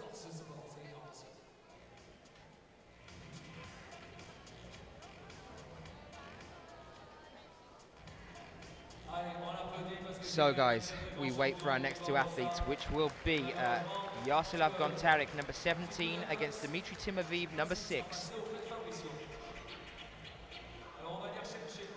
How are we all doing in the chat room? Are we enjoying the World Championships that we have had here down in Bercy? I hope you are all excited about that and about the coverage we've had here. Remember, anything you want to find, get yourself over and to the IFSC YouTube channel and watch some of the replays of our other previous events as well. And if you are on YouTube right now joining us, do come across and join us on ifsc.tv as well. Also get over onto the 24/7's Facebook page and also onto the IFSC's 2 Facebook pages at Sport Climbing and also Sport Climbing 2020 and join us on there as well. Thank you so much for being with us at present. Well, here we are, our next 2 climbers coming out and getting ready for the wall. That is Yaroslav Gontarek of the Ukraine on the left-hand side. So, as I've said before, number 17 against number 6, which is Dmitry Timofeev, who is now about to go onto the wall. There we are. They are away, and Yaroslav is starting to try and push ahead, but they're still neck and neck, guys. This is going to be close. Is it? It's Timofeev. Such a shame for Yaroslav Gontarek there. That is definitely Timofeev. That hand was just before Yaroslav managed to whack it onto the wall. Dmitry Timofeev moving forward to fight against his teammate. We're seeing it again, guys. A Russian-dominated final. 6.61 seconds there. Dmitry Timofeev of Russia against Arseny Shevchenko to come in a few moments' time.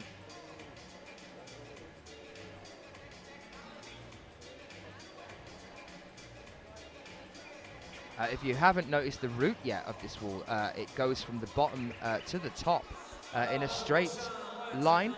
That is the route that we're looking at here. That's what it does. Well, welcome to the speed climbing finals over here. We are joined by number 8, Kwixing Zong, against number 13, Danilo Boldarev. This is going to be a good one, guys, I think. Boldarev already having a great year this year, had a great year, a great competition over in Chamonix earlier this year. Remember that some of these athletes are still exceptionally young. Again, you're asking for the world record. The world record was set by this man that joins us now. It will be Quixin Zong, who is in the red top there of China, and that stands at 6.26 seconds. Let's see one here. Those numbers again, number 8 and number 13. That's Quixin Zong against Danilo Boldarev.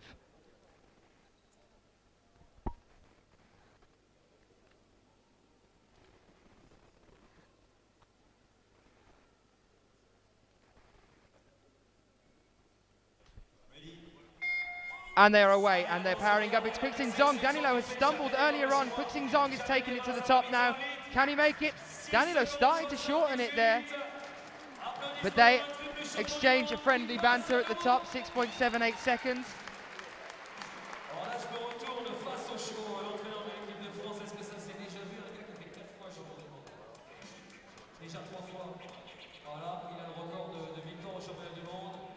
And so we see our world record holder, Quixin Zong, move on to the next one and are consoling Danilo there, one of the younger speed climbers, to say, don't worry guys, he was still exceptional there. But it is going to be Quixin Zong moving into the next final. We're going to see our world record holder powering through. Is it possible that it's going to be our world record holder as also our world champion?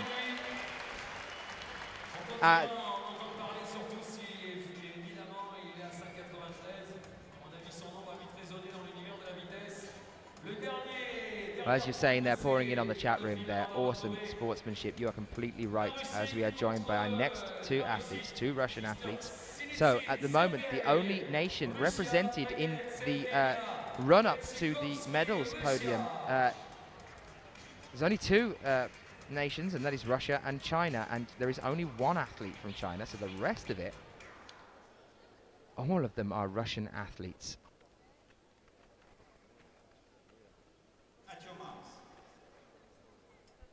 Well, here they are being told to go to their marks. As you can see, two belayers here required to move at the speed that these athletes are moving at. So here we are, Sergei Sinichin and Evgeny Vaitchekovsk. Evgeny on the right and Sergei on the left. That was a false start there from Sergei, so he can't afford to do it again now. If he has a false start here, he will be asked to leave the wall, and we will have Evgeny run the route to go through to the next section. There they are. You could see he stalled then to allow the button to go, but still he's neck and neck with his teammate Evgeny. It could be anyone's. Evgeny stumbles, and Sergei Sinichin goes through with 6.86 seconds. Unbelievable there that Evgeny was neck and neck right to the very end and stumbled on the last pop at the top. What a shame there to have that stumble, but Sergei Sinichin goes through to the next round of finals.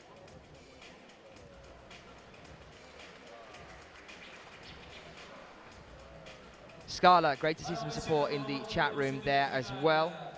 And also from DF to shout in the chat room there as well to you guys. Thanks for joining us. It's great to have you here with us in the chat room. If you're joining us over on YouTube, do come over and say hello to us. I like seeing you guys in the chat room and having a chat. And of course, any questions you might have as well, do send them in. I'll do my best to answer them for you. From Piguna, do the winners get money? Yes, they do, guys. They are allowed to a little bit of prize money there, but that is, of course, to help them move all around the world to come and meet us at the other events, because it costs so much money to go all over the world where these competitions are held, and they really are held all around the world. It's a very multinational represented sport, climbing in general.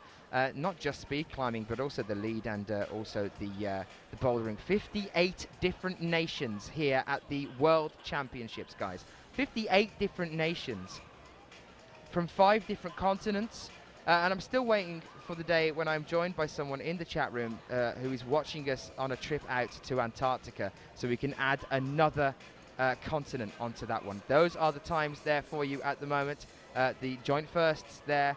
And currently holding the the record for this championship is Dmitry Timofeev beating Quixinzong, the world record holder, but still no world record broken so far, guys. We did have a 6.59 in the previous round as well, but that was just this round here that we're showing you.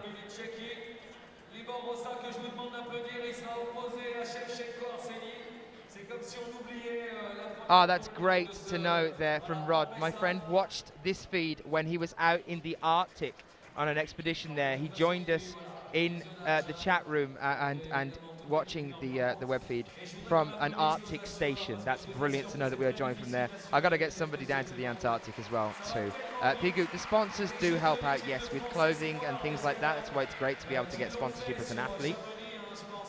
We are waiting now for Arseny Shevchenko, number 49, against Dmitry Timofeev, number 6, to come out and decide which one of them is allowed to make a run at the gold and silver place.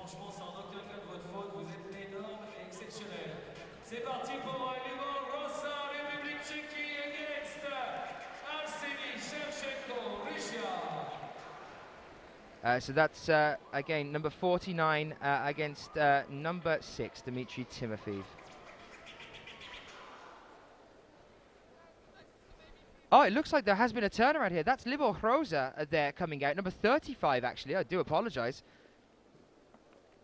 Something has happened there, as I was sure that it was Shevchenko going through. It's not. It's Libor Hroza. So number 35 on the left. And Timofeev, number 6 on the right.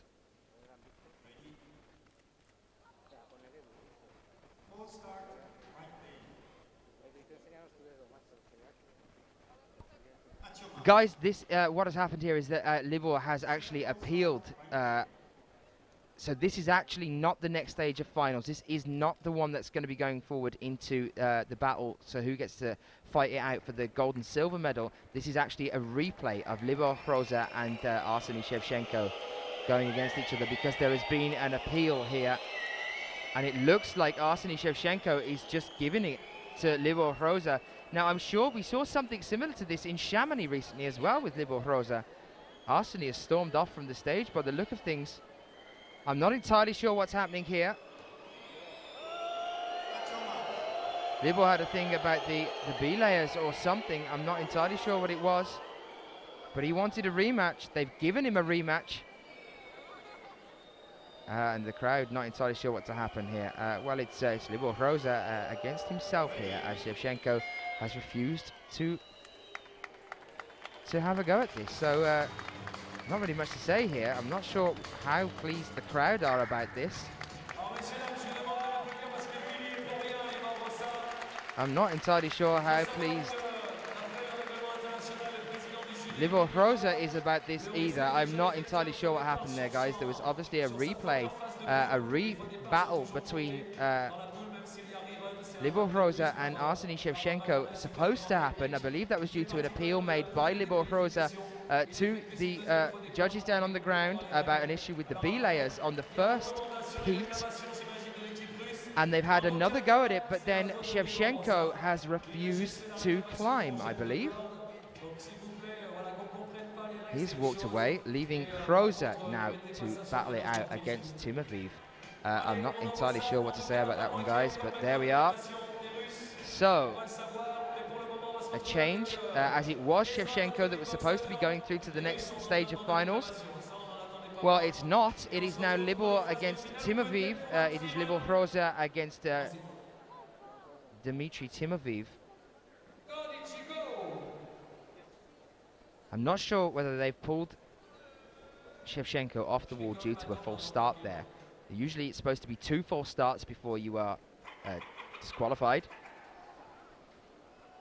Shevchenko was definitely not happy because he was set to go through to the next stage of the finals. Libor appealed. They had to come out and do a reheat, and then that happened. So not entirely sure as to what has happened there, guys. We had a reheat about to happen between Libor Hroza and Arseny Shevchenko. And it looks like Shevchenko, who was due to go forward into the next stage of the finals, is now not going through, and Libor Hroza does instead.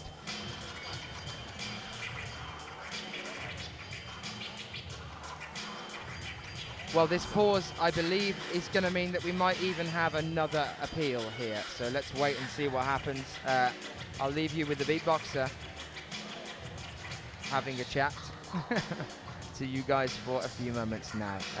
And we'll be back with you shortly with the next stage, I believe, of the men's speed finals here. Welcome to Bercy. And here is a huge crowd.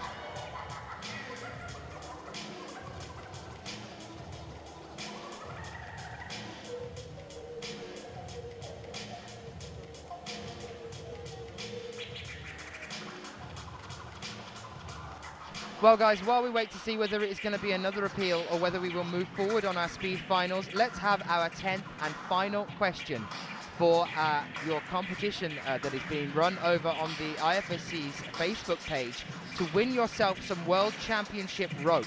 It's some Beal rope, it's Diablo, the make, so very good rope. It's what we're using here at the World Championships. The final question of 10 is, we've just posted a picture on Sport Climbing 2020 on the Facebook page.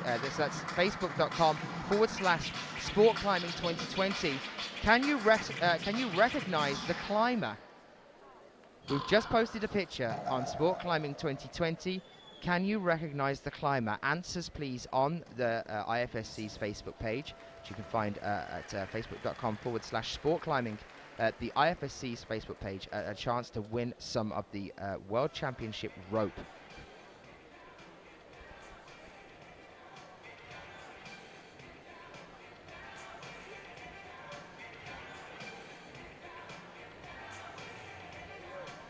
A question in the chat room there saying, did I chat with Magnus after the semis yesterday, from Nana? Yes, I did chat to Magnus.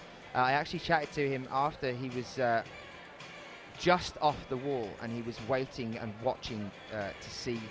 At the time that I joined him at the bottom of the wall was just after his climb, where he knew that if anybody came out, if all of the athletes rather were left to come out, topped him, he would be out of the finals. But all he needed is for one of them to fall or to match him, as he had 2 tops from the qualifications, and he was very tense.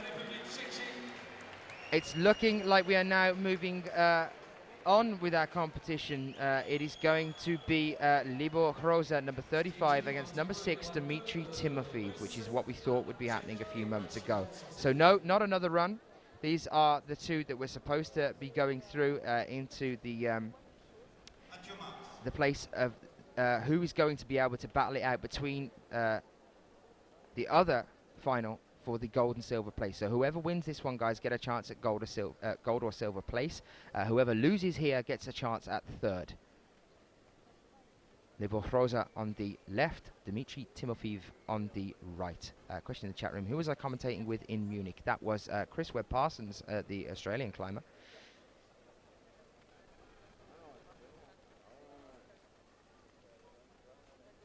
Thank you for answering that for us, Fox.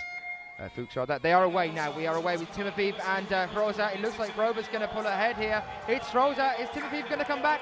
No, Timofeev missed the button after making some fantastic climbs. And Libor Hroza now gets a chance at moving forward to take the gold or silver medal here after the appeal. What a turnaround here.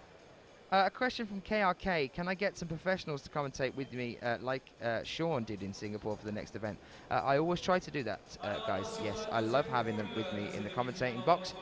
But of course, they're very busy people, and they're usually here competing themselves. So you'll have to bear with me and hope that I'm professional enough for you guys.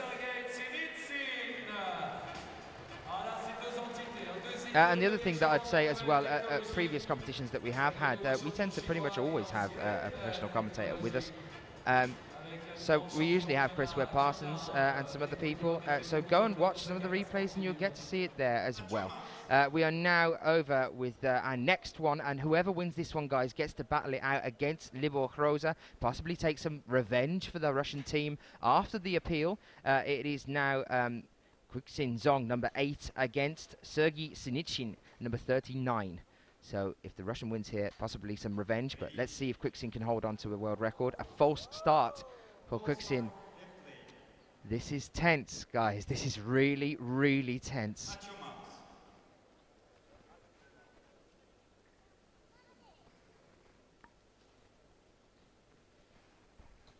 Here we are, guys. Now, okay, they're going back towards the wall now. Quixin Zong against Sergei Sinitsyn. China versus Russia. And that is a technical issue from the judges' side of the things, or actually the technicians down in the field, not the athletes. So that was not a false start that's blamed on the athletes. So we are here now again. Adrian saying then as well in the chat as well, IFSC's YouTube channel has the coverage of every result we cover. Go and have a look there as well. Quixin Zong on the left, Sergei Sinitsyn on the right. Oh, another false start.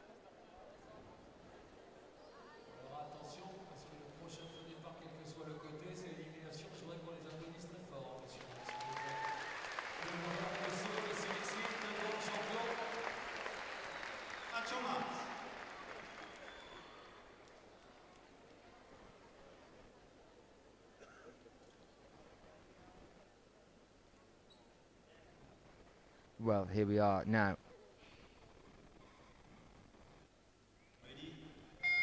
There they are, they both pause then to let the green light come, and Sergei stumbles there. It's Quixin Zong who took his feet off the wall at one point there, and here he is, Quixin Zong, who almost campused for a second there on a speed wall and still achieved a time of 6.49 seconds, and that is why he is the world record holder, guys.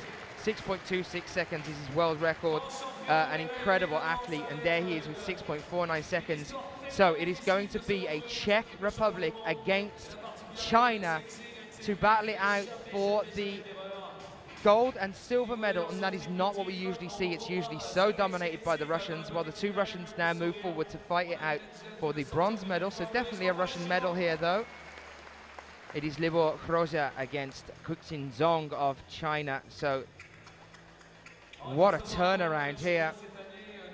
We now have as well Timofeev against Sinitsyn in the small final to decide who gets the bronze medal. So it is going to be number 6 against number 39.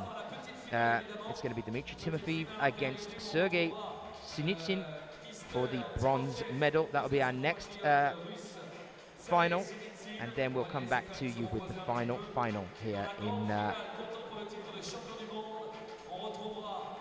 in Bercy to decide who our world champion is going to be in speed climbing, and unbelievably it's not going to be a Russian athlete.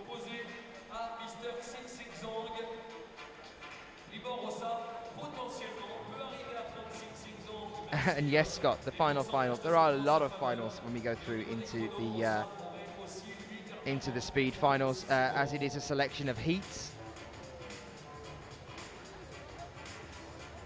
But basically think of it, these next two ones as being a small final and the big final. Small final to decide the bronze medal, and then we're going to go on to the big final, which is going to be the gold and silver medal positions as well. So not long now, guys. While we are waiting for this turnaround, how about we have a brief moment before the athletes come out of having a Dan fun fact. Let's have a dance fun fact. So here we are, we're going to have a dance fun fact, as you are asking for one.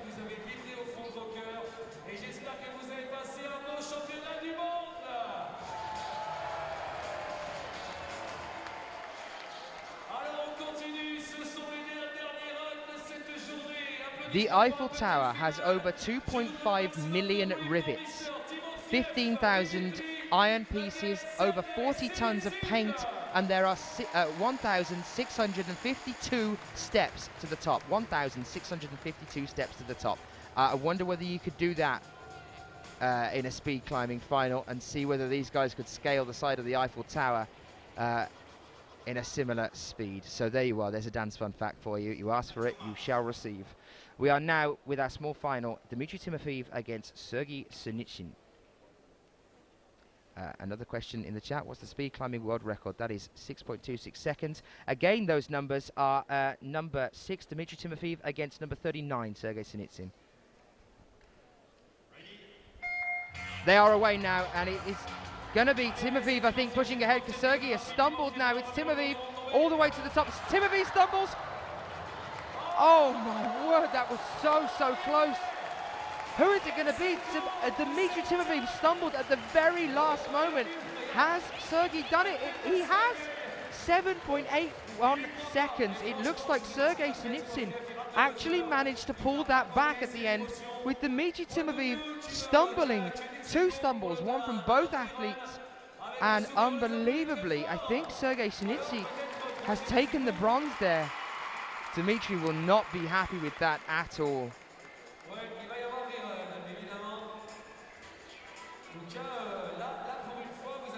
Give me a second to get that double checked for you guys. Well, here it is. Yeah, you can see Sergei stumbles at the very beginning, and Timofeyev takes rather a large lead here. Timofeyev at the top, and watch what happens now. Timofeyev goes for it, and then suddenly, what happens there? A foot slips off, and Sergei beats him to the top. Unbelievable. It's therefore Sinitsyn that takes the bronze medal, I believe. Remember that these are all provisional results. There is a 20-minute appeal window, and I think we could be seeing them. Actually, they're going to rerun this one by the look of things. It looks like they're going to rerun this one. I'm not entirely sure what that is. That must have been an appeal for something, as they both stumbled. The Russians are going to rerun here now to decide who is going to take the bronze medal. So here we are now. It is number 7 against number 39. And again, an issue there. I don't know what is happening here, but Timofeyev is powering up to the top. I believe we might even see another appeal here. I think that might have even been a belaying mistake again. Let's see what happens in a few moments' time.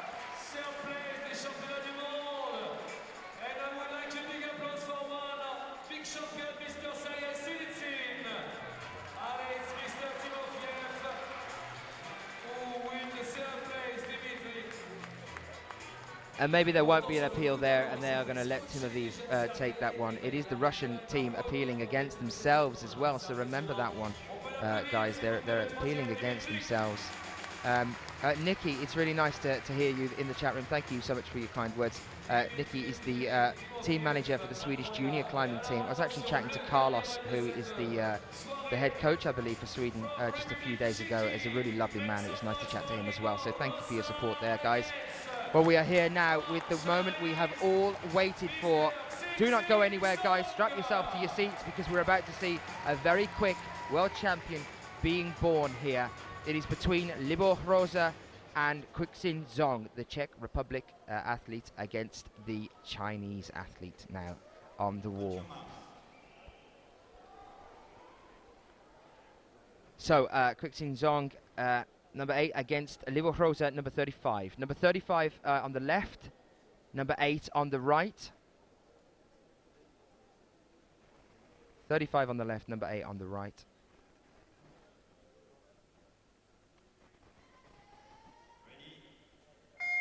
They are away. It is Hroza against Zong. Zong has stumbled unbelievably. Hroza's powering ahead.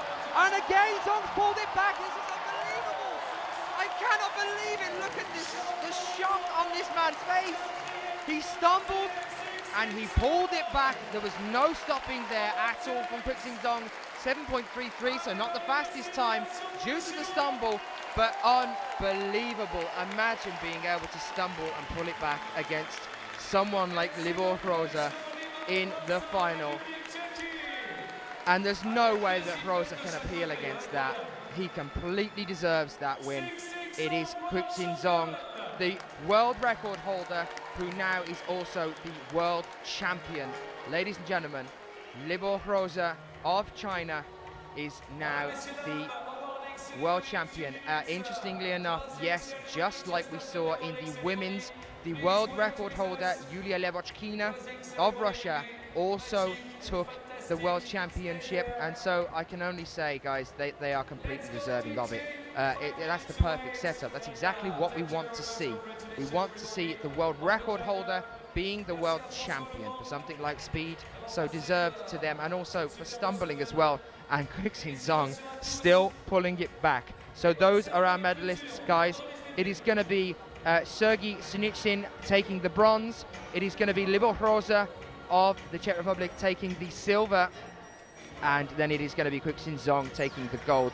Anyone joining us from the world around and also from the Czech Republic, I wanted to say you must be really proud today after having a bronze medal with Adam Ondra in the lead climbing and also now receiving a silver medal in the speed climbing. So congratulations to the Czech Republic. We're going to leave things for a few moments' time before we come back to you with the medal ceremony.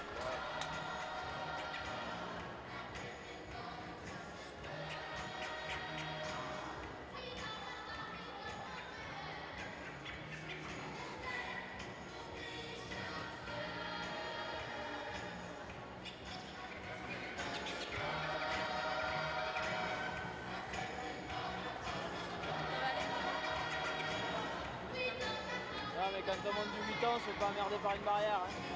Pas du 8 ans.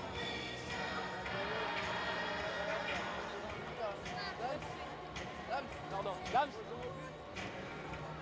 Tu restes là?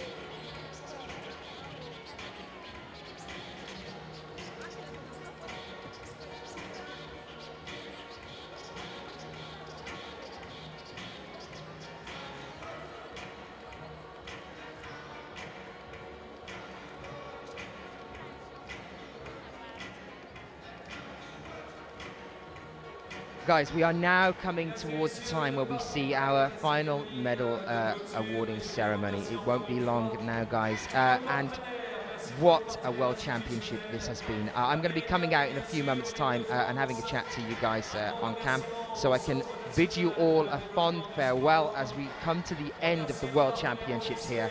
And what a World Championships it has been throughout the entire event here. Incredible routes set by some brilliant route setters.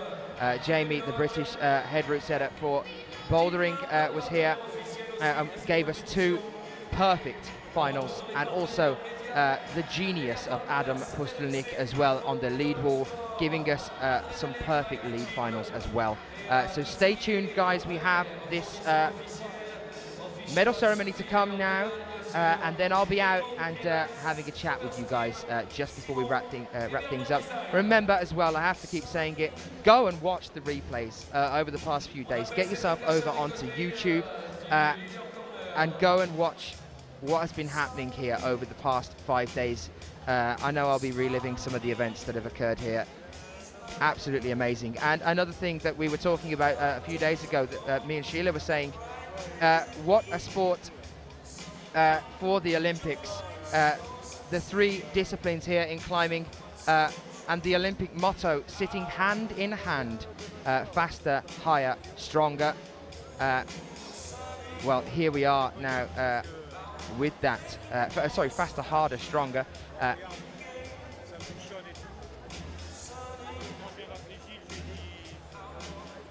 Faster, higher, stronger, sorry, for the Olympic motto. And each discipline of sport climbing just showing that exact same thing. Faster for the speed that we have just seen here in the finals, higher for the lead, and stronger for the bouldering as well.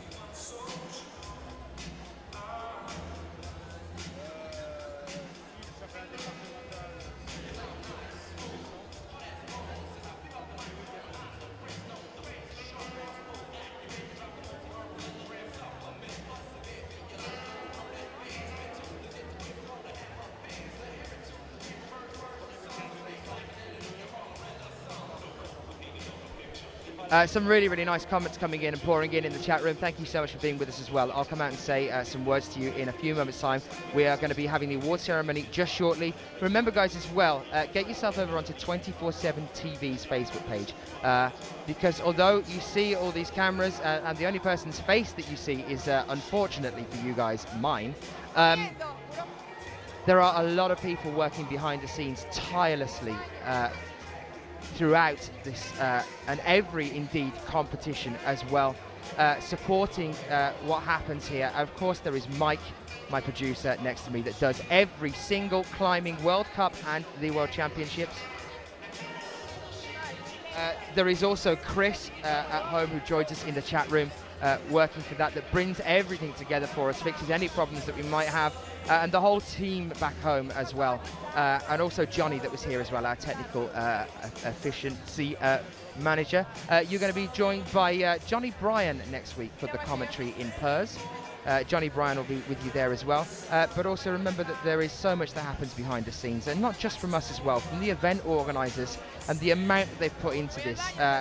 Pierre-Henri as well, having organised this and spent many a year prepping and getting ready for a crowd this size and an event of this scale. So thank you for being with us and taking part in history as well, as we've been seeing that over the past few days.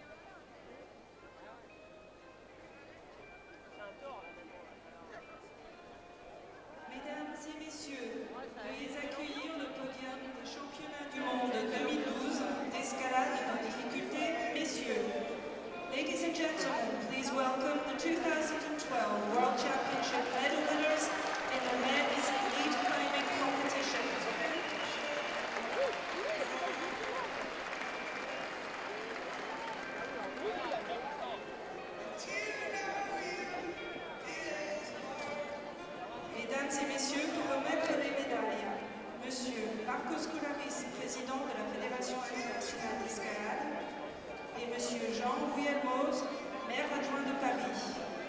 To present the medals, Marcos Collares, President of the International Federation of Sports Climbing, and Jean Guillermoz, Deputy Mayor of Paris.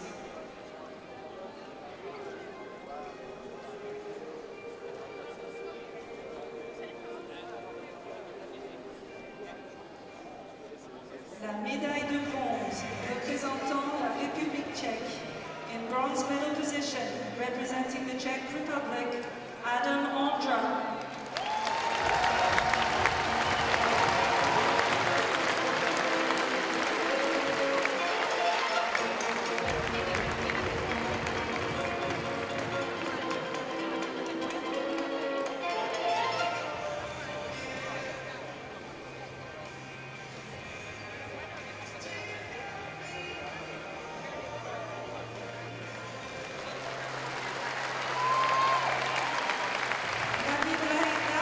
Représentant le Canada, in silver medal position, representing Canada, Jean McCall.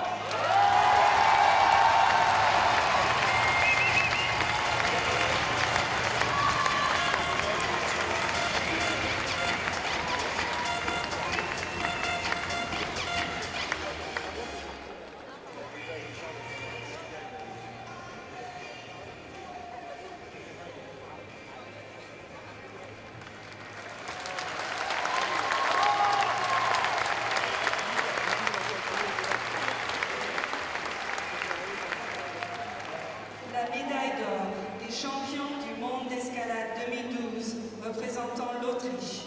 The gold medal and 2012 World Climbing Champion representing Austria, Jakob Schubert.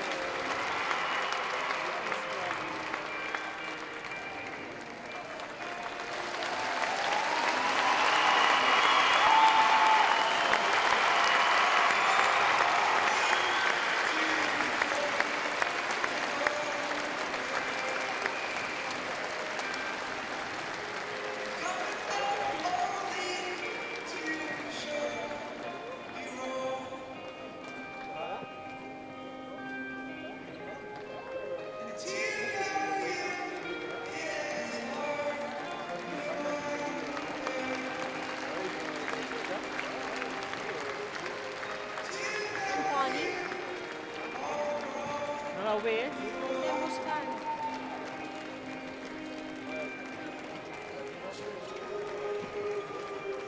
Sí, los he visto por ahora. Mesdames et messieurs, veuillez accueillir le podium des championnats du monde de 2012 d'escalade de vitesse essieu. Ladies and gentlemen, please welcome the 2012 World Championship medal winners in the men's speed climbing competition.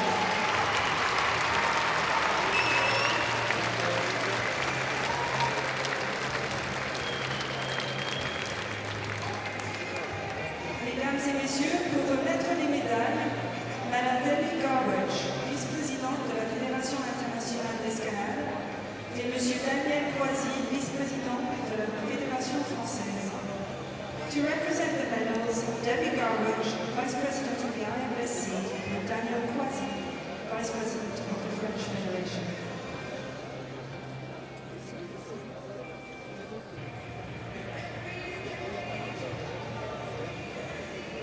La médaille de bronze représentant la Russie. In bronze medal position, representing Russia, Dmitry Timofeyev.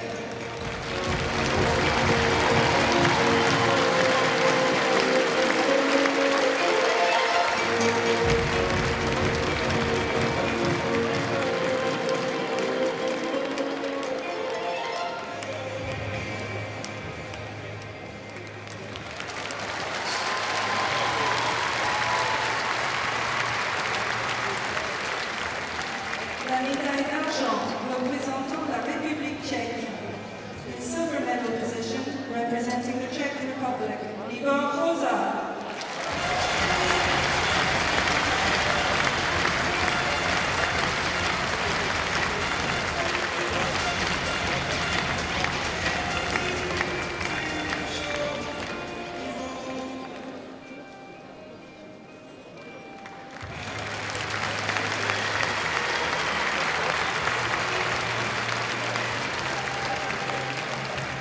La médaille d'or des champions du monde d'escalade 2012,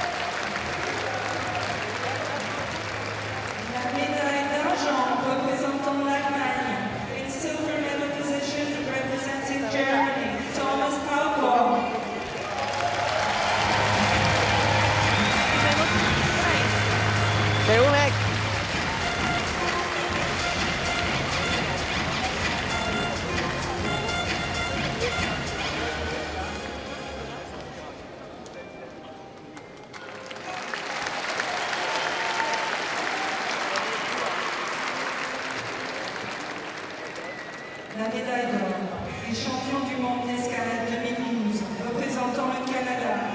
The gold medal and 2012 World Climbing Champion representing Canada, Sean McCall.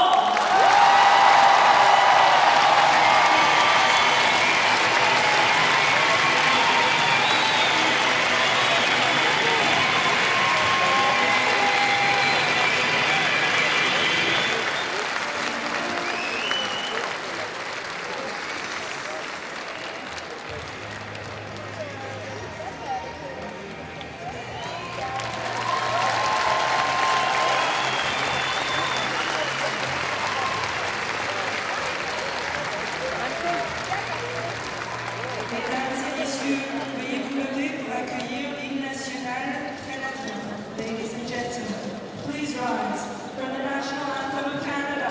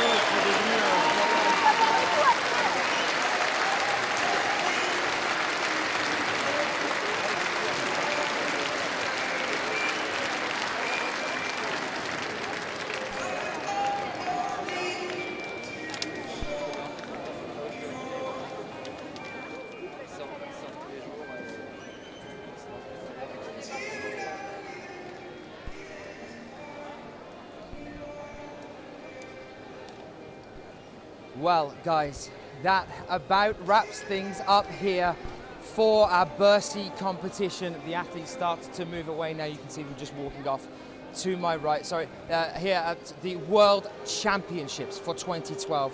What an incredible 5 days it has been. I really hope you've enjoyed being with us. It's been inspirational, it's been emotional, and it's made history. And I hope that you remember that moment as I will in the years to come.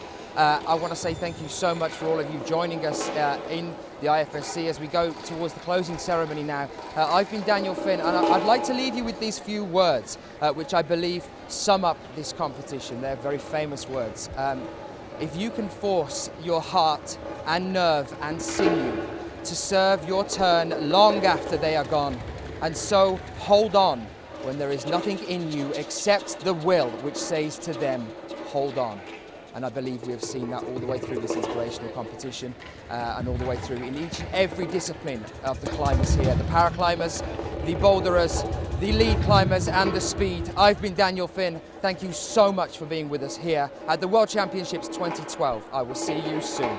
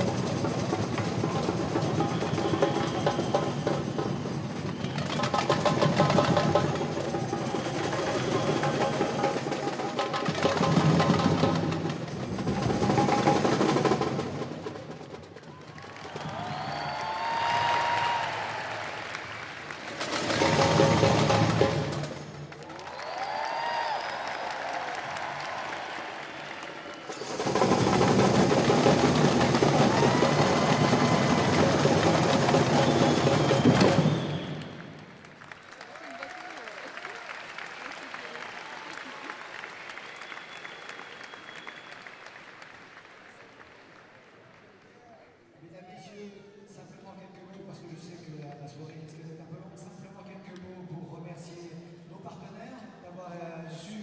et accepté de s'engager avec nous dans ce bel événement. Alors vous vous rendez compte que je suis un peu sans voix devant tout ça. Surtout aussi à tous les personnes qui ont rendu possible en travaillant de longues heures sur cet événement, aux ouvreurs et aux athlètes sans qui le spectacle n'existe pas, mais aussi avec vous, parce que grâce à vous, nous avons réussi ce formidable pari de remplir Bercy. Merci à vous.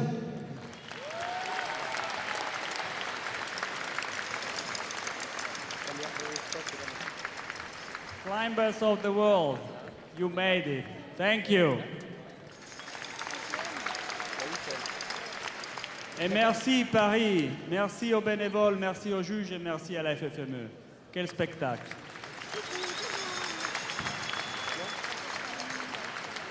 You know that sport climbing is running to get a place in the 2020 Olympic Games.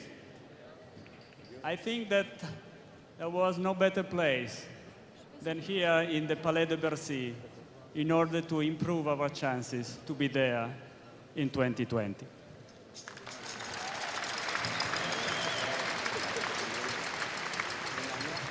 Now we have to go into the protocolar closing ceremony.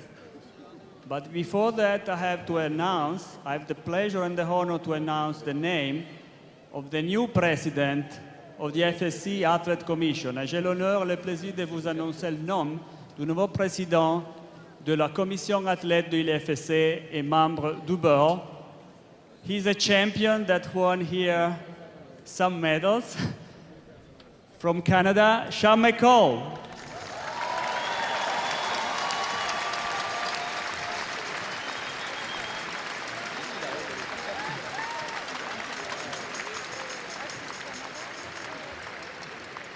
Thank you, Sean. He doesn't know what it means. He will discover soon. Thank you. Thank you, Sean.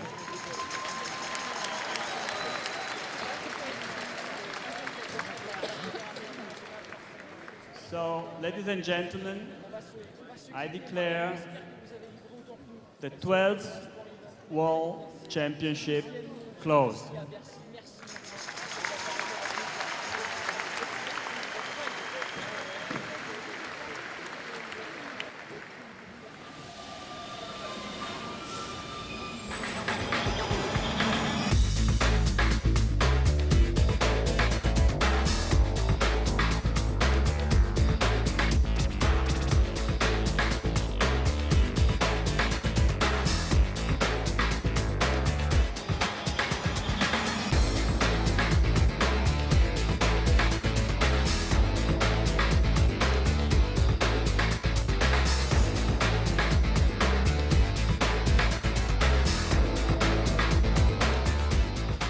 Today, Top 30 is the only company in the world able to design, produce, set up and manage a top-level competition. Everything within the same company. Everything with the trustworthiness and professionalism that an official competition requires.